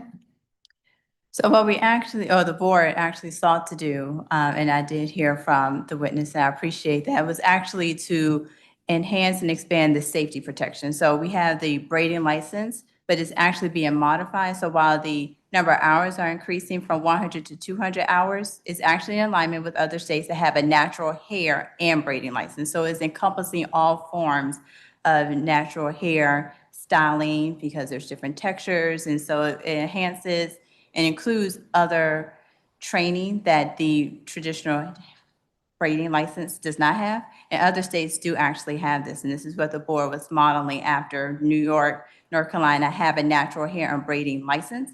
And actually those states, their training hours are actually higher. There's about a range between 300 to 500 hours. The board is only increasing it by an additional 100 hours to include the sanitation, the safety, the blow drying. And it actually also will enhance a licensee's ability to obtain employment because now they're not just limited to braiding. Whereas if they wanted to, say, branch off into another form of cosmetology, they would then have to go back to school. So that's additional fees that they would have to pay. So here it's just the one time, the 200 hours, the practicum and the writing. So it actually is in alignment with many other states, but it's a natural hair and braiding license.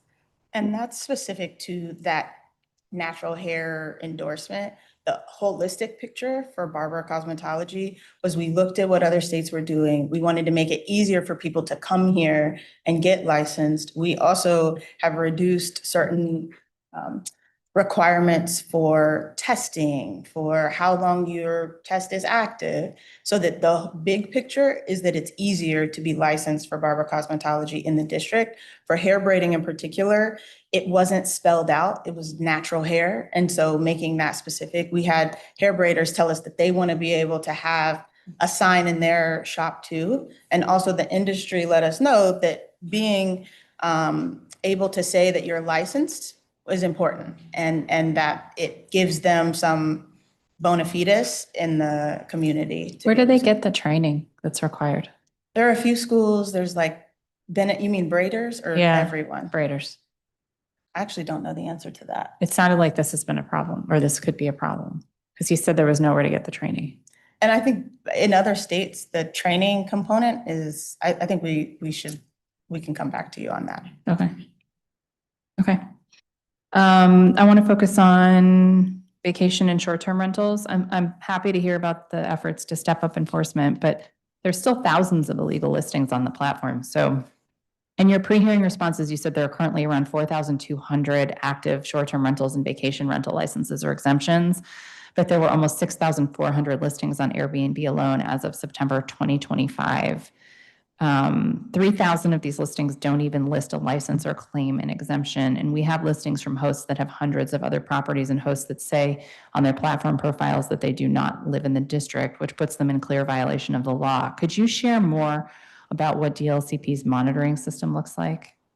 Yes, I think last time I was here, you asked us about short-term rental enforcement. And Yeah. we said it wasn't a high priority, like we really didn't have the resources to do it. Mhm. And so after the hearing, we went and looked at our systems. We have a contract with Granicus they were providing compliance letters, or they would provide the ability to do a compliance letter, but we hadn't activated that. Okay. And so we went and looked at how we could do that. We could receive the list of unlicensed posts. So the folks who are offering the service, but without a license, evaluate those, send compliance letters, give them a period of time to come into compliance, and then begin enforcement activity.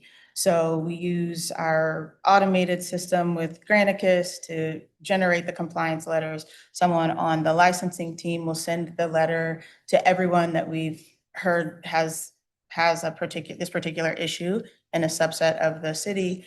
And then if they don't come into compliance, it gets referred to enforcement. Okay.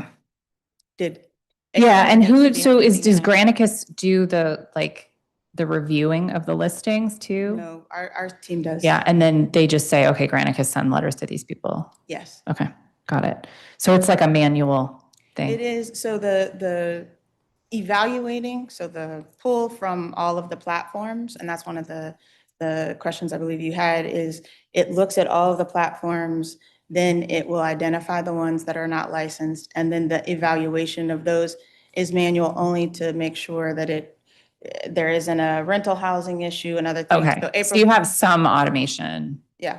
Okay. It is. I will say that we wouldn't be able to do it if the Yeah. identification was not automated. Yeah, that makes sense. No, I was concerned that that's what you were saying, that it was all automated. So you mentioned you started with wards 1, 3, and 4. 1, 3, and 4. What was why is that the starting point?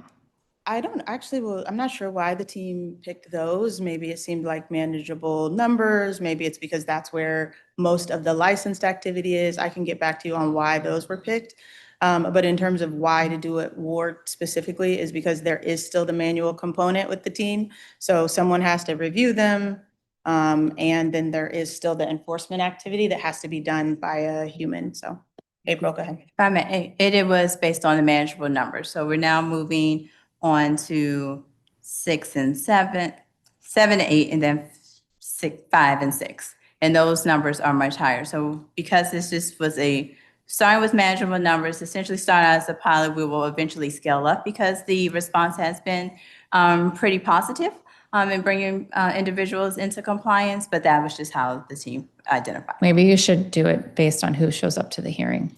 I mean, I'm looking at Councilmember Parker being like, really? I'm going to let him have his 10-minute round now. Thank you, Councilmember Parker. Thank you, Chairperson Nadeau. I wanted to pick up on something I know you all were discussing enforcement. And Director, we've been talking about this, but when there is a business, let's say a tobacco shop, that is not obeying district law, is there an objective escalation of penalties that you all follow? In other words, first violation, this happens, second violation, this happens, so on and so forth.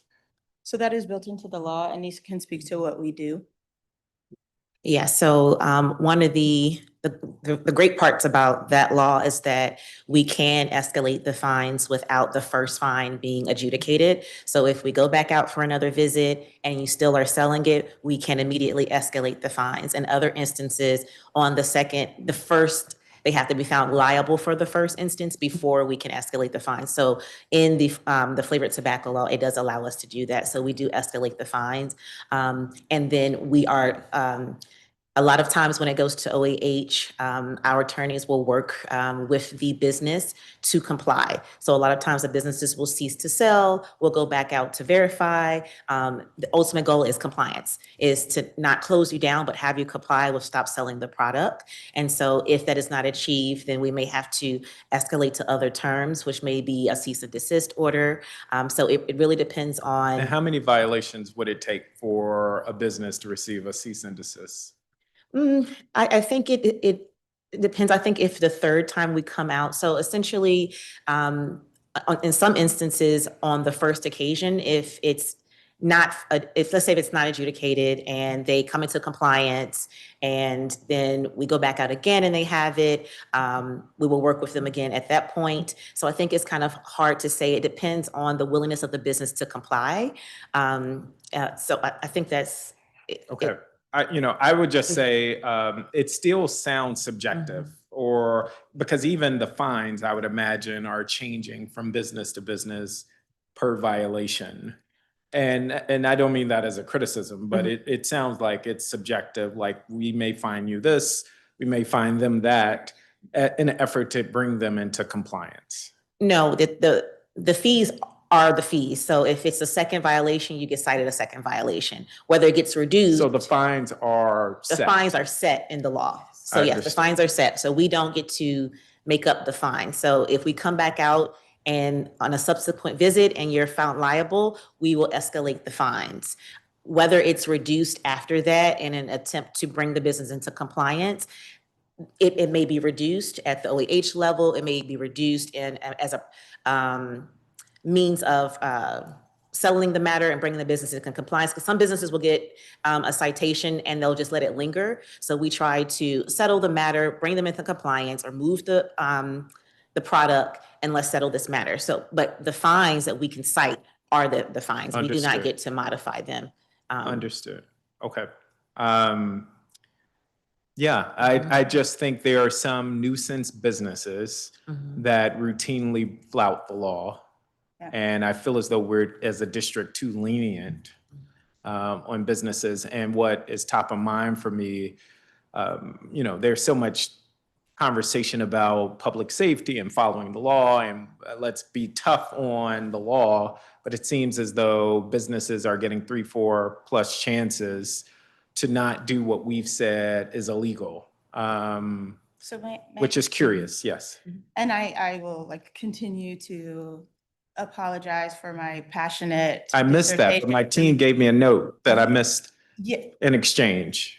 It's more unhinged public servant energy, but what I am. You being the unhinged public servant, or chairperson of the. Mainly because everything that you're asking us about for the past nearly 3 years, we have been proposing solutions to. So the CPPA amendments would give us more authority to actually shut down businesses, right? We have been using the teams that we have to tape together solutions to make sure that we're responsive. So the fines are the fines, but what we looked at when we looked at the data, I think in 2023, 10% of fines were being collected on. We're up to nearly 60%. So we issue an NOI and we're issuing more NOIs. So I felt bad. I need to talk to the chief judge, but we're issuing more NOIs than ever. But now we're also collecting on nearly 60% of those NOIs because we settle with them. People come into compliance, they pay the NOIs because we were like, okay, what tools do we have? So is it essentially that you have advanced legislation that you think would address these things, but we as a council have not moved it forward? So I won't put it solely on April. Yeah, this is April because she's blood, sweat, and tears. So go ahead. No, it is blood, sweat, and tears. But the enhancement of the Consumer Protection Procedure Act has had a hearing, and we're just waiting for markup of that bill. But to Director Croz's point, there are additional enhanced enforcement mechanisms that would allow us to summarily close or summary suspend a license. To get to your particular issue as about what additional, more stringent enforcement mechanisms we could take for these businesses that are flagrantly not Understood. complying with the law. So is that a need for greater authority or more funding so you can have more bodies to do the enforcing? Authority first. Authority. Yes. Because So right now you we would, do not. I have more questions, but I just, you believe there is more authority needed in order to enforce closure for businesses that violate the law? For the agency, yes, because Got it. right now, aside from issuing that cease and desist that Ms. Crosby mentioned, once that's issued, if they do not come into compliance, then we have to refer it to OAG for them Understood. to file a case with OAG, with Superior Court for an injunction. We ourselves cannot do that. So yes, the additional authority that will allow the agency to summary close or suspend a license will address that issue. Okay. And did you have anything to add, because your team deals with this daily, so. Yes, and what I will say is that over the time that the flavored tobacco law has been enforced, we have seen a fewer number of businesses, a fewer number of complaints that have come in. So there is success in the work that we've done. Are we finished? Absolutely not. There are those businesses that continue to skirt around the law. So I think there's absolutely still work to be done. But in the grand scheme of the flavored tobacco law, the team has been working diligently to enforce the law, to follow up and make sure that we are utilizing the tools we have currently. But doesn't every business need a license to operate? Yes. And doesn't DLCP own the licenses for businesses? Yes. So why couldn't theoretically we just pull the license for a business? So you can revoke a license. So a lot of these are businesses that are operating sort of outside of the law. So take the tire shops, for instance. Those are our highest number of referrals to OAG. And so for businesses that are operating outside of the law, the tools are referral to OAG. We involve an agency like MPD or DOB that has the authority to shut down a business, like close the doors. And then for those that are licensed, we can revoke the license, but it doesn't make them close. Then we have fewer tools, because once you don't have a license, our authority is even more limited. Because we have. But it would seem to me, if you revoke the license, they're still operating. Okay, OAG or MPD, go lock the doors. The threshold for OAG, so if you saw the Raj Julian case that was all in the news, that took years, because when they're working on their cases, they consider scope, scale, public impact. So what we're trying to do is balance both the referrals to OAG and what we can do in the immediate. But Anissa, go ahead. Did you have more to add?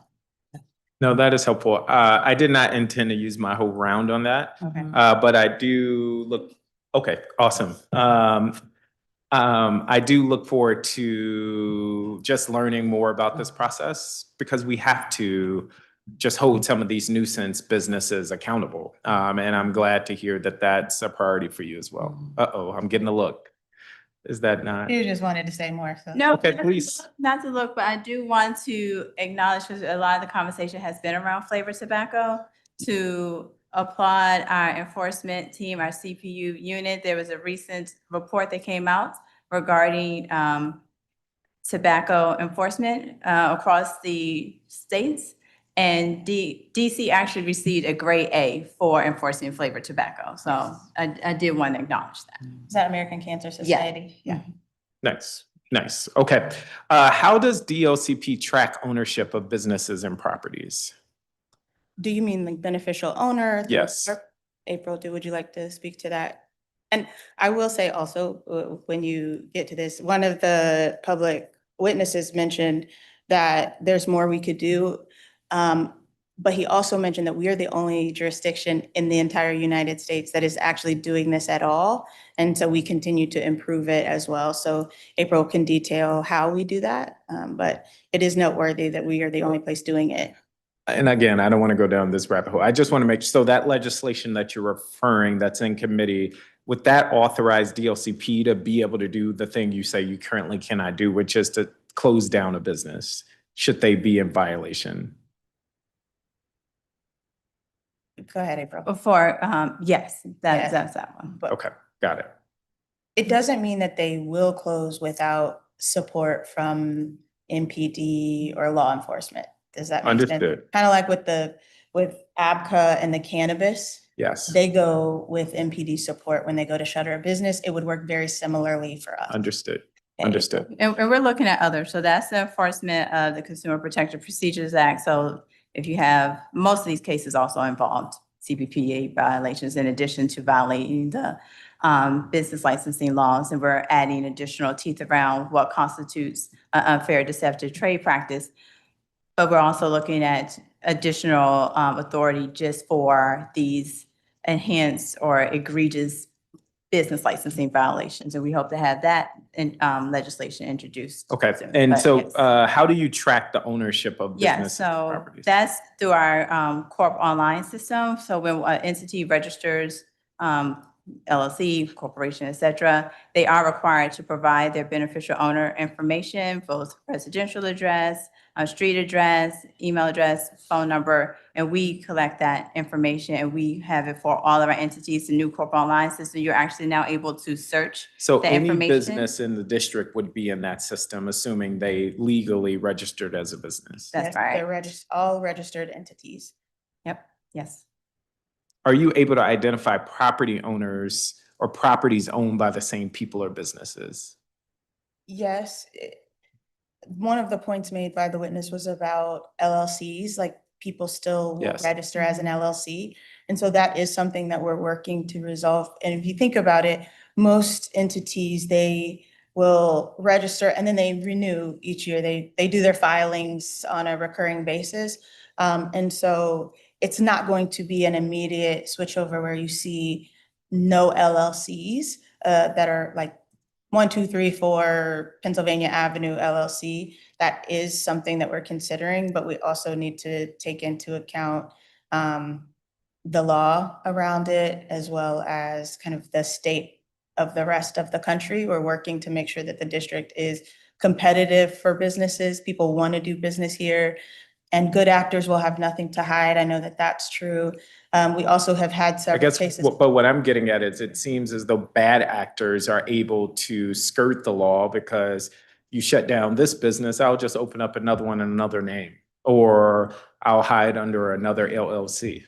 So what I would say is the reason that the cases that were cited are so shocking and egregious is because they're the exception rather than the rule. A bad actor is going to find a way around any law. We can make 1,000 laws giving us all the authority, making things more transparent, and someone who is determined to break the law will do that. So we are happy to work with the council and our sister agencies to reduce the ease with which that happens.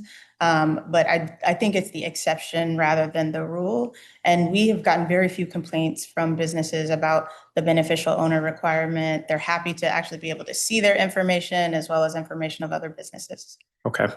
How many business licenses did DLCP revoke in fiscal year 25 and 26 to date? I'll have to get back to you, but it's probably very few. I mean, I think anecdotally, I can say that it's not that many. A revocation, our most egregious cases are people who don't have licenses most of the time. If you think about someone who has a business license, for the most part, they're trying to stay in compliance with the law, but we can get you that exact number in the circumstances. Does DLCP enforce the gas leaf blower ban on all leaf blowers in the district? If we receive a complaint, yes, we absolutely investigate those. And what does that look like?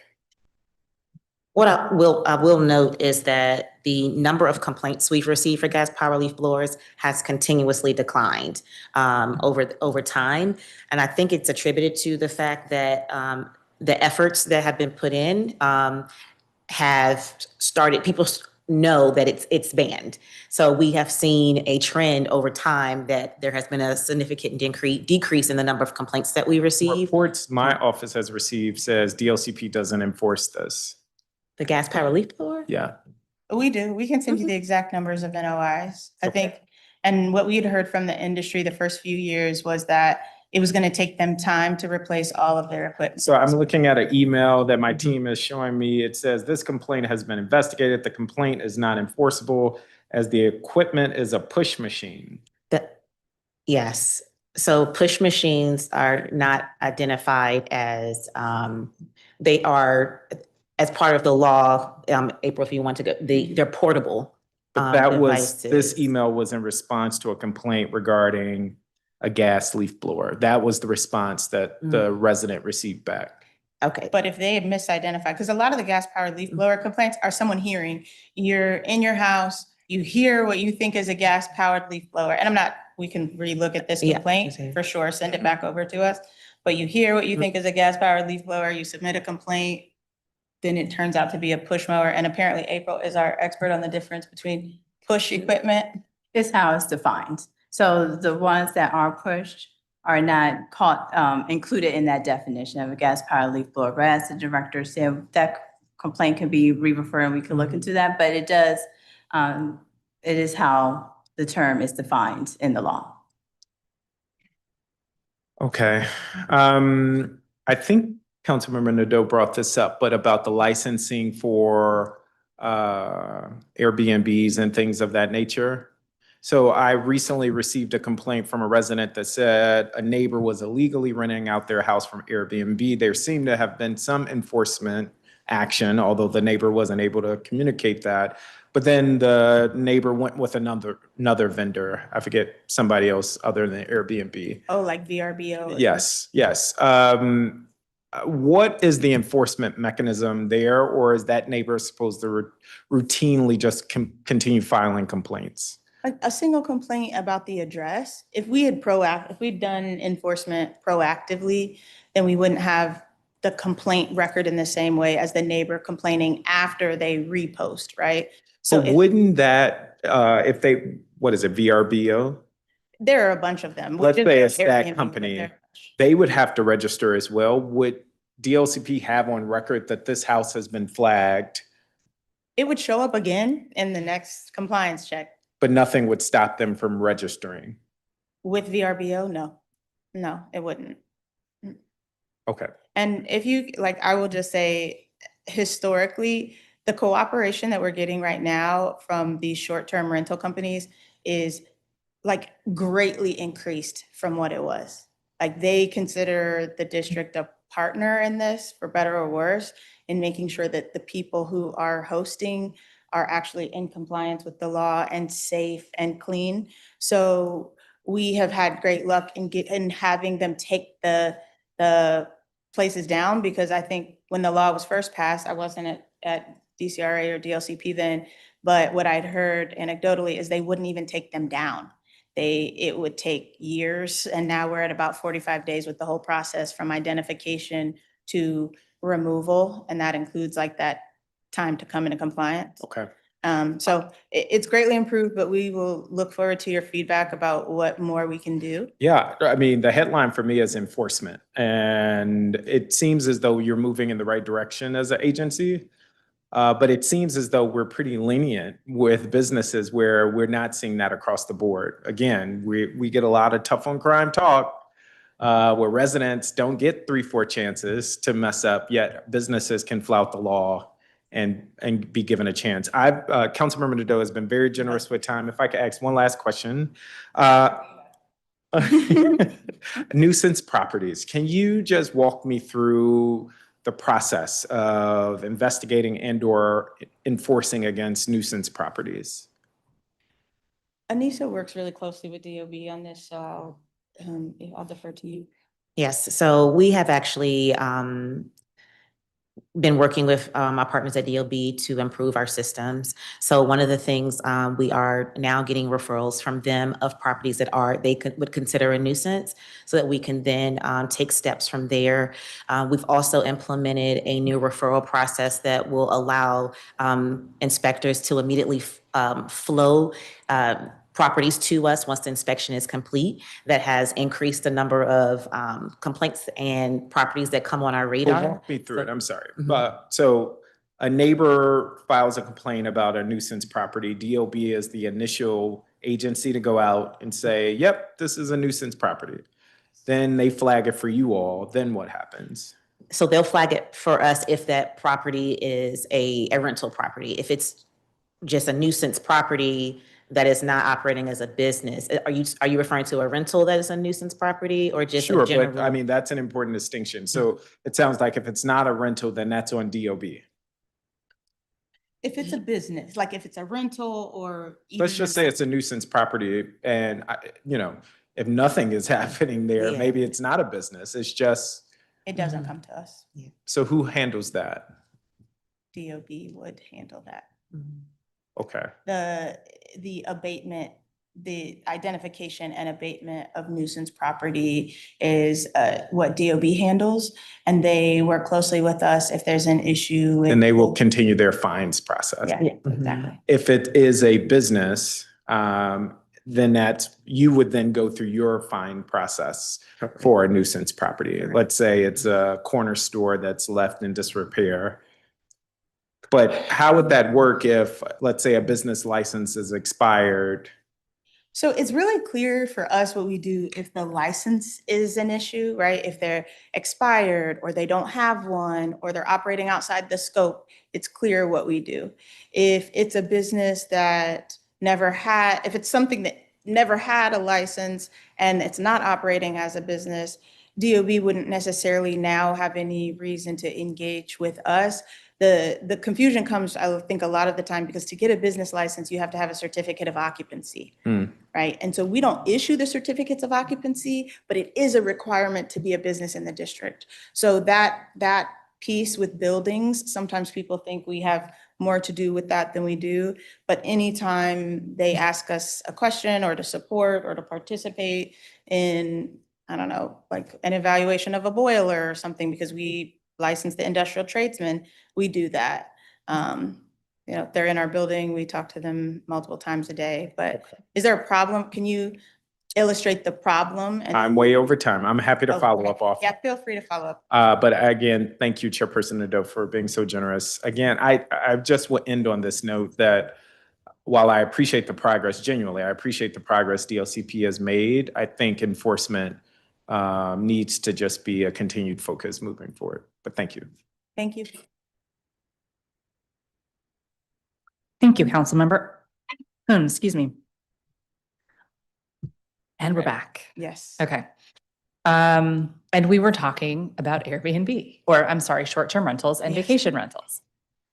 So you said that approximately 50% of property owners that received a letter through the Granicus initiative came into compliance. Do you know how many letters were sent out? I don't know if I said. Maybe in the 50%. pre-hearing responses. Okay, maybe. Yeah. Go ahead. Yes.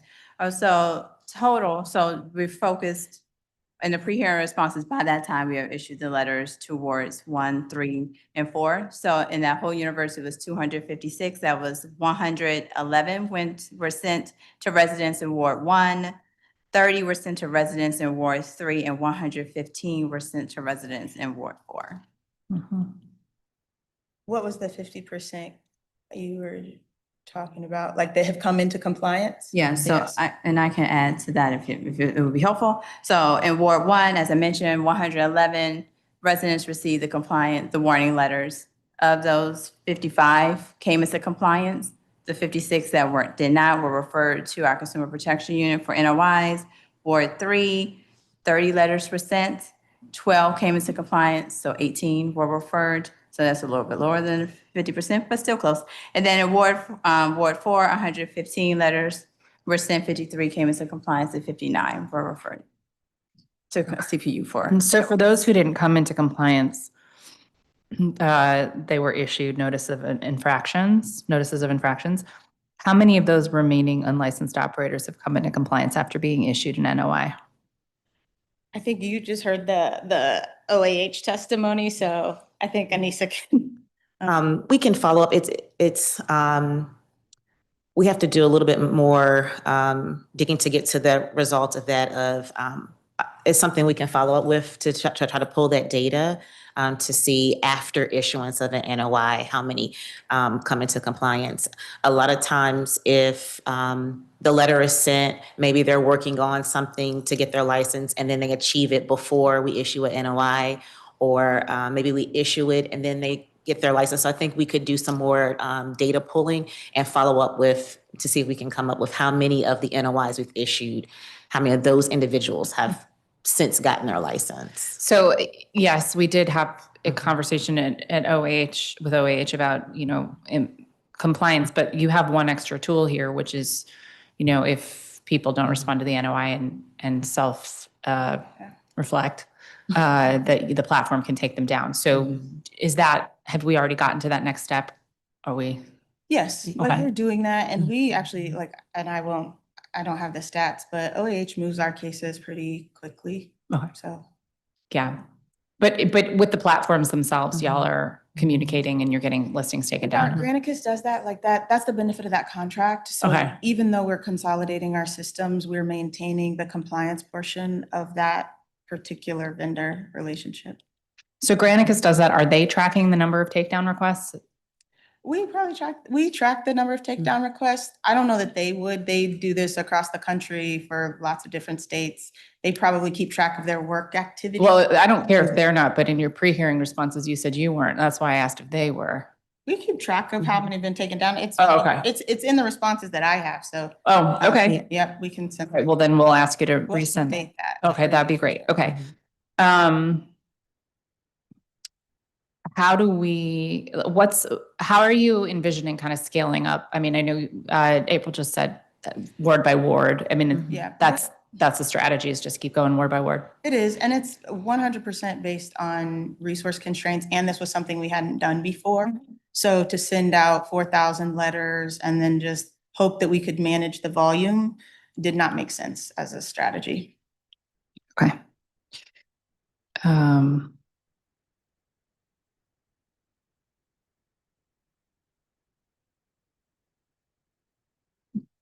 Is DLCP obligated to go through all of these steps, or can you fast forward to asking the platform to take the listing down? I think we want people to host, like we want people to. Sure, but there's some cases like they don't live here, so they're not likely to move just so they can host. So the residency piece, on the front end, you can't get a license if you are not a district resident, but for the folks who are on the platform, we only know by address and doing that owner check with OTR. So we're not at the stage where we can just have them automatically take it down because they popped on the listing. So, is there a legal reason to do when you find someone not in compliance to go through the NOI process as opposed to just having the platform handle it? A legal reason, I'm not sure why, but go ahead. Is this a due process issue, or is this simply, I mean, there's a lot of steps right now and you're having to do a lot of work. And it seems like one option would be we found this violation and then having the platforms just simply take the next steps and remove them.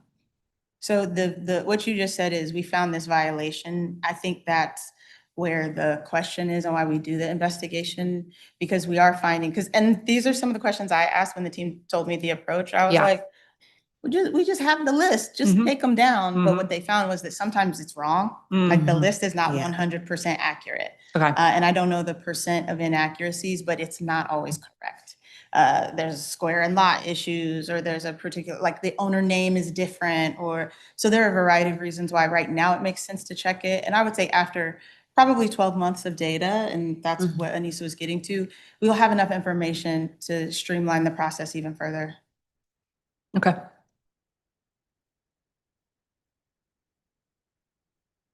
If you've already gone through the whole process and you've got to the point where the platform is taking it down, like no question, this needs to come down. If it pops up again, are you able to just at that point, just go to the platform, or do you have to go through the whole process again? Yes. We can. Okay.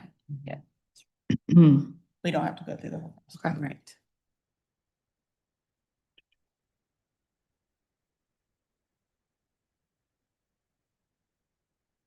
Is the concern for short-term rentals beyond party houses? I think last time we spoke about this, the main concern was with neighbors and sort of safety and the party house regulation piece. Is there more than that now? No, I mean, I think it's not about that per se. It's about like, this is what the law is. And, right now the law says that, you can't have more than, 2, you have to live in one of them. And, it's more about the housing supply, making sure that we're keeping track of that and that we're not overtaken by short-term rentals when we could have more access to housing for long-term residents. Just looking at the spirit of the law and then making sure that we're getting on top of that piece of it. Party houses, at least in Ward 1, we haven't heard as much about that. I don't know. Yeah, we haven't gotten very many of those complaints. I feel like that one, the platform is more likely to stay on top of because it's their reputation. But whereas the other stuff is sort of like very specific to our law and maybe is less of a brand issue for them, but that's just my hunch. Okay. Okay, so this kind of gets to that point. So you mentioned progress on enforcement strategies related to the 90-day vacation rental occupancy cap, but I'm still seeing from the data that there's more than 800 properties that were booked 240 or more nights over the last year. And that's like one of the key components of the law. So could you talk more about how DLCP is making progress on that piece of the enforcement? Yeah, and I think this is where also I keep saying manual, even though it's a dirty word, the checks come in because someone might live there. And, you know, in looking at, we have proposed an update to the short-term rental legislation to make it easier, to make it clearer when you're outside the law, but to also give some allowances for DC residents so that we can do enforcement very strongly on that residency piece.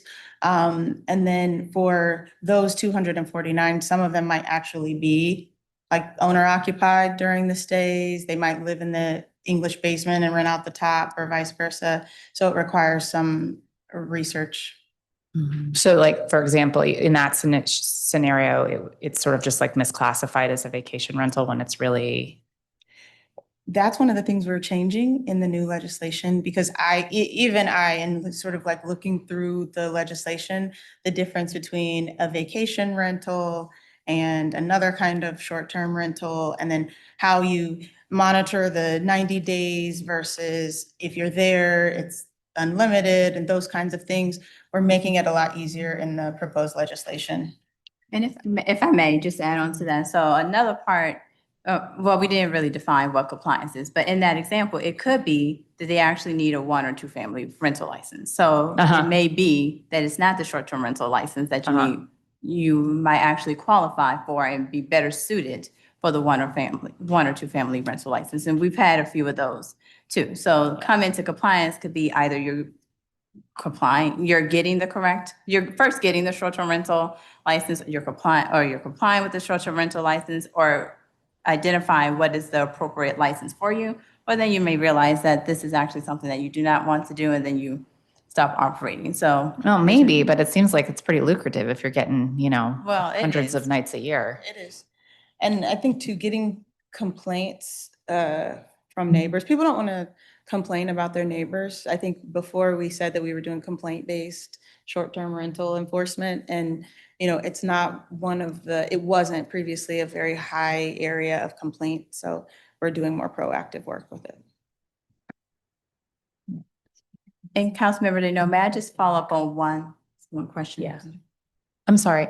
May I follow up on one question? So about the taking down, if we have taken down or requested that a platform take down a property and a listing and it comes back up on it again or another one, the director is absolutely right. We can't move forward with requesting that they take it down, but we will want to verify that they have not yet acquired a license, because then if they do have the license and there's nothing, they would be appropriately listed. So we do at least want to verify that they are licensed. Understood. And when are you sending down this bill that we've been talking about? I have heard that you're curious about it. As soon as we have permission, you will see it. As soon as it's been through all of the revisions and reviews, you will get it. Okay. The clock starts when we get the bill, not when you start talking about the bill. So I don't want you to come here. Just know that we've never spoken with you about any legislative issue that we have not already done drafting for. It's not the conversation. It's more making sure that we've heard from all stakeholders and understand the issues before we present it to you. Okay. Thank you. So it's great to hear in your testimony that the agency has stepped up proactive enforcement on unlicensed housing providers, particularly given that housing and lodging is DLCP's largest license category by far. Can you share more about what this new proactive enforcement looks like? Yes, Anissa, please. Yes, sure. So, and some of the things that we've done since in the last few months has been improving our partnership with DOB, as I talked about earlier, of when an inspector completes an inspection, we have an automation in place now that will funnel over and flag for us if the property had a license or not. So that's funneling a consistent amount of complaints to us. We've also, as part of the BEST Act, there's this new status called referred to enforcement on licenses that have been expired for 9 months or more. So it's a large universe of licenses, but just hearing and what the community is concerned about, which is housing, unlicensed housing, at that we've decided to hone in on licenses that have been expired, because typically if it's an apartment, it's still an apartment. It's if one family, two family, the person, they may have sold the home, but we understand that apartments, there's a greater risk for safety concerns. And so we've kind of honed in there and done some more proactive work of really focusing on those licenses that are expired. And we've increased. In that process, there is a period where we're reaching out to have them come into compliance, and if not, then an NOI is issued. But we've just restructured our process to make sure that we are focusing specifically on areas that will allow us to look at unlicensed rental properties. Thank you for that. How does DLCP identify unlicensed rental units, and what percentage of those identified are referred from DOB? So for us, we identify it from our referred to enforcement status, which is individuals that previously held a license and that is no longer active after 9 months. And so that's really how we identify the universe.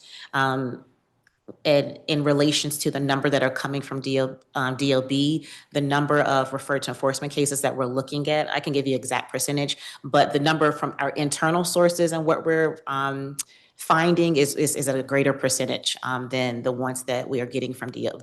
But together, collectively, it has been a tremendous increase from what our proactive work from last fiscal year. And I'll say this was part of what we did during the BEST Act implementation. So previously, there wasn't an automated way for a rental property license that had expired to be sent to enforcement. So while we were in there doing the updates for BEST Act, we went ahead and made the update so that if you're an unlicensed rental property that is not renewed, we put it on a list, and then after a particular amount of time, it automatically gets sent to the enforcement team for their review. Thank you. This fall, the committee held a hearing on legislation that would expand DLCP's role in enforcing housing code violations. During the hearing, DLCP shared that you were working with DOB on a new case referral process. Is that what you're talking about here, or is there any update on that? Yeah, go ahead. I'm sorry, can you say that? A new case referral process with DOB on housing code violations? So that is different from the one I talked about. The one I talked about is just kind of your regular inspections. We also have received an initial batch of referrals from DOB for properties that have a significant amount of outstanding housing code violations. And we've been working to establish what the process is for the ones that were referred where there is no license in place. Those will move to NOI issuance. We're trying to establish what is going to be the most effective route for the cases where a license does exist. So we did a review to see, in cases where the license exists, how far are they away from renewing their license? And so we can flag our system to say, upon renewal, you have these outstanding violations. And then in the other population where they have several, maybe a year or more left on their license, then we're trying to establish what the best approach will be for that. So this is something we're actively doing. DOB sent the referral to us not long ago, so we're still working through kind of like the best route to take when it comes to the licensed vendors. I'm sorry, the licensed housing providers that have the outstanding violation. So what I talked about initially with the automated referrals is just for the daily inspections that are happening, and it's not necessarily a significant amount of housing code violations. Those we wanted to have come directly to myself and our general counsel so we can address it at a higher level and determine kind of like what the strategy would be for addressing that. And I know April testified at the end of last year about there was a housing bill that suggested revoking the licenses of rental properties if they had a certain number of housing code violations. And what we found is that you're further separating those folks from the law. So we didn't support it, but Anissa and her team with our general counsel has been researching liens and other things. I don't know, we don't necessarily need to get into that here, but we can update you later if you want. But everything that's within our current authority to do, we're working to do. Thank you. There's also legislation before this committee that would require a license for property management companies, which I know DLCP has supported, and you've cited issues with the current structure that only licensed individual managers. I'm wondering what options exist under the current legal framework. For example, if a licensed landlord uses an unlicensed property manager, what enforcement action can DLCP take against the landlord? If a licensed landlord uses an unlicensed property manager, I would like to get back to you on that because I feel like we could answer the question here, but I don't want to establish our policy without really thinking about that scenario more closely, particularly in a public realm, because we license the real estate agents and brokers. And so that community, along with AOBA, they're big stakeholders in this. And so we talk with them and the other trade associations to figure out what is helpful and keeps people safe. So great, thank you. All right, so that's going to conclude our performance oversight hearing, but as you know, we're all sticking around. We should have saved it for the vending, I mean, there's time. I mean, you could, okay. If you plan on submitting written testimony for the record, please do so by going to the council hearing management system at lims.dccouncil.gov/hearings. The record will close on Tuesday, March 10th at 5:30 p.m. and the committee will reconvene shortly for our next hearing. The time is 3:19 p.m. and this hearing is adjourned. Thank you. Thank you.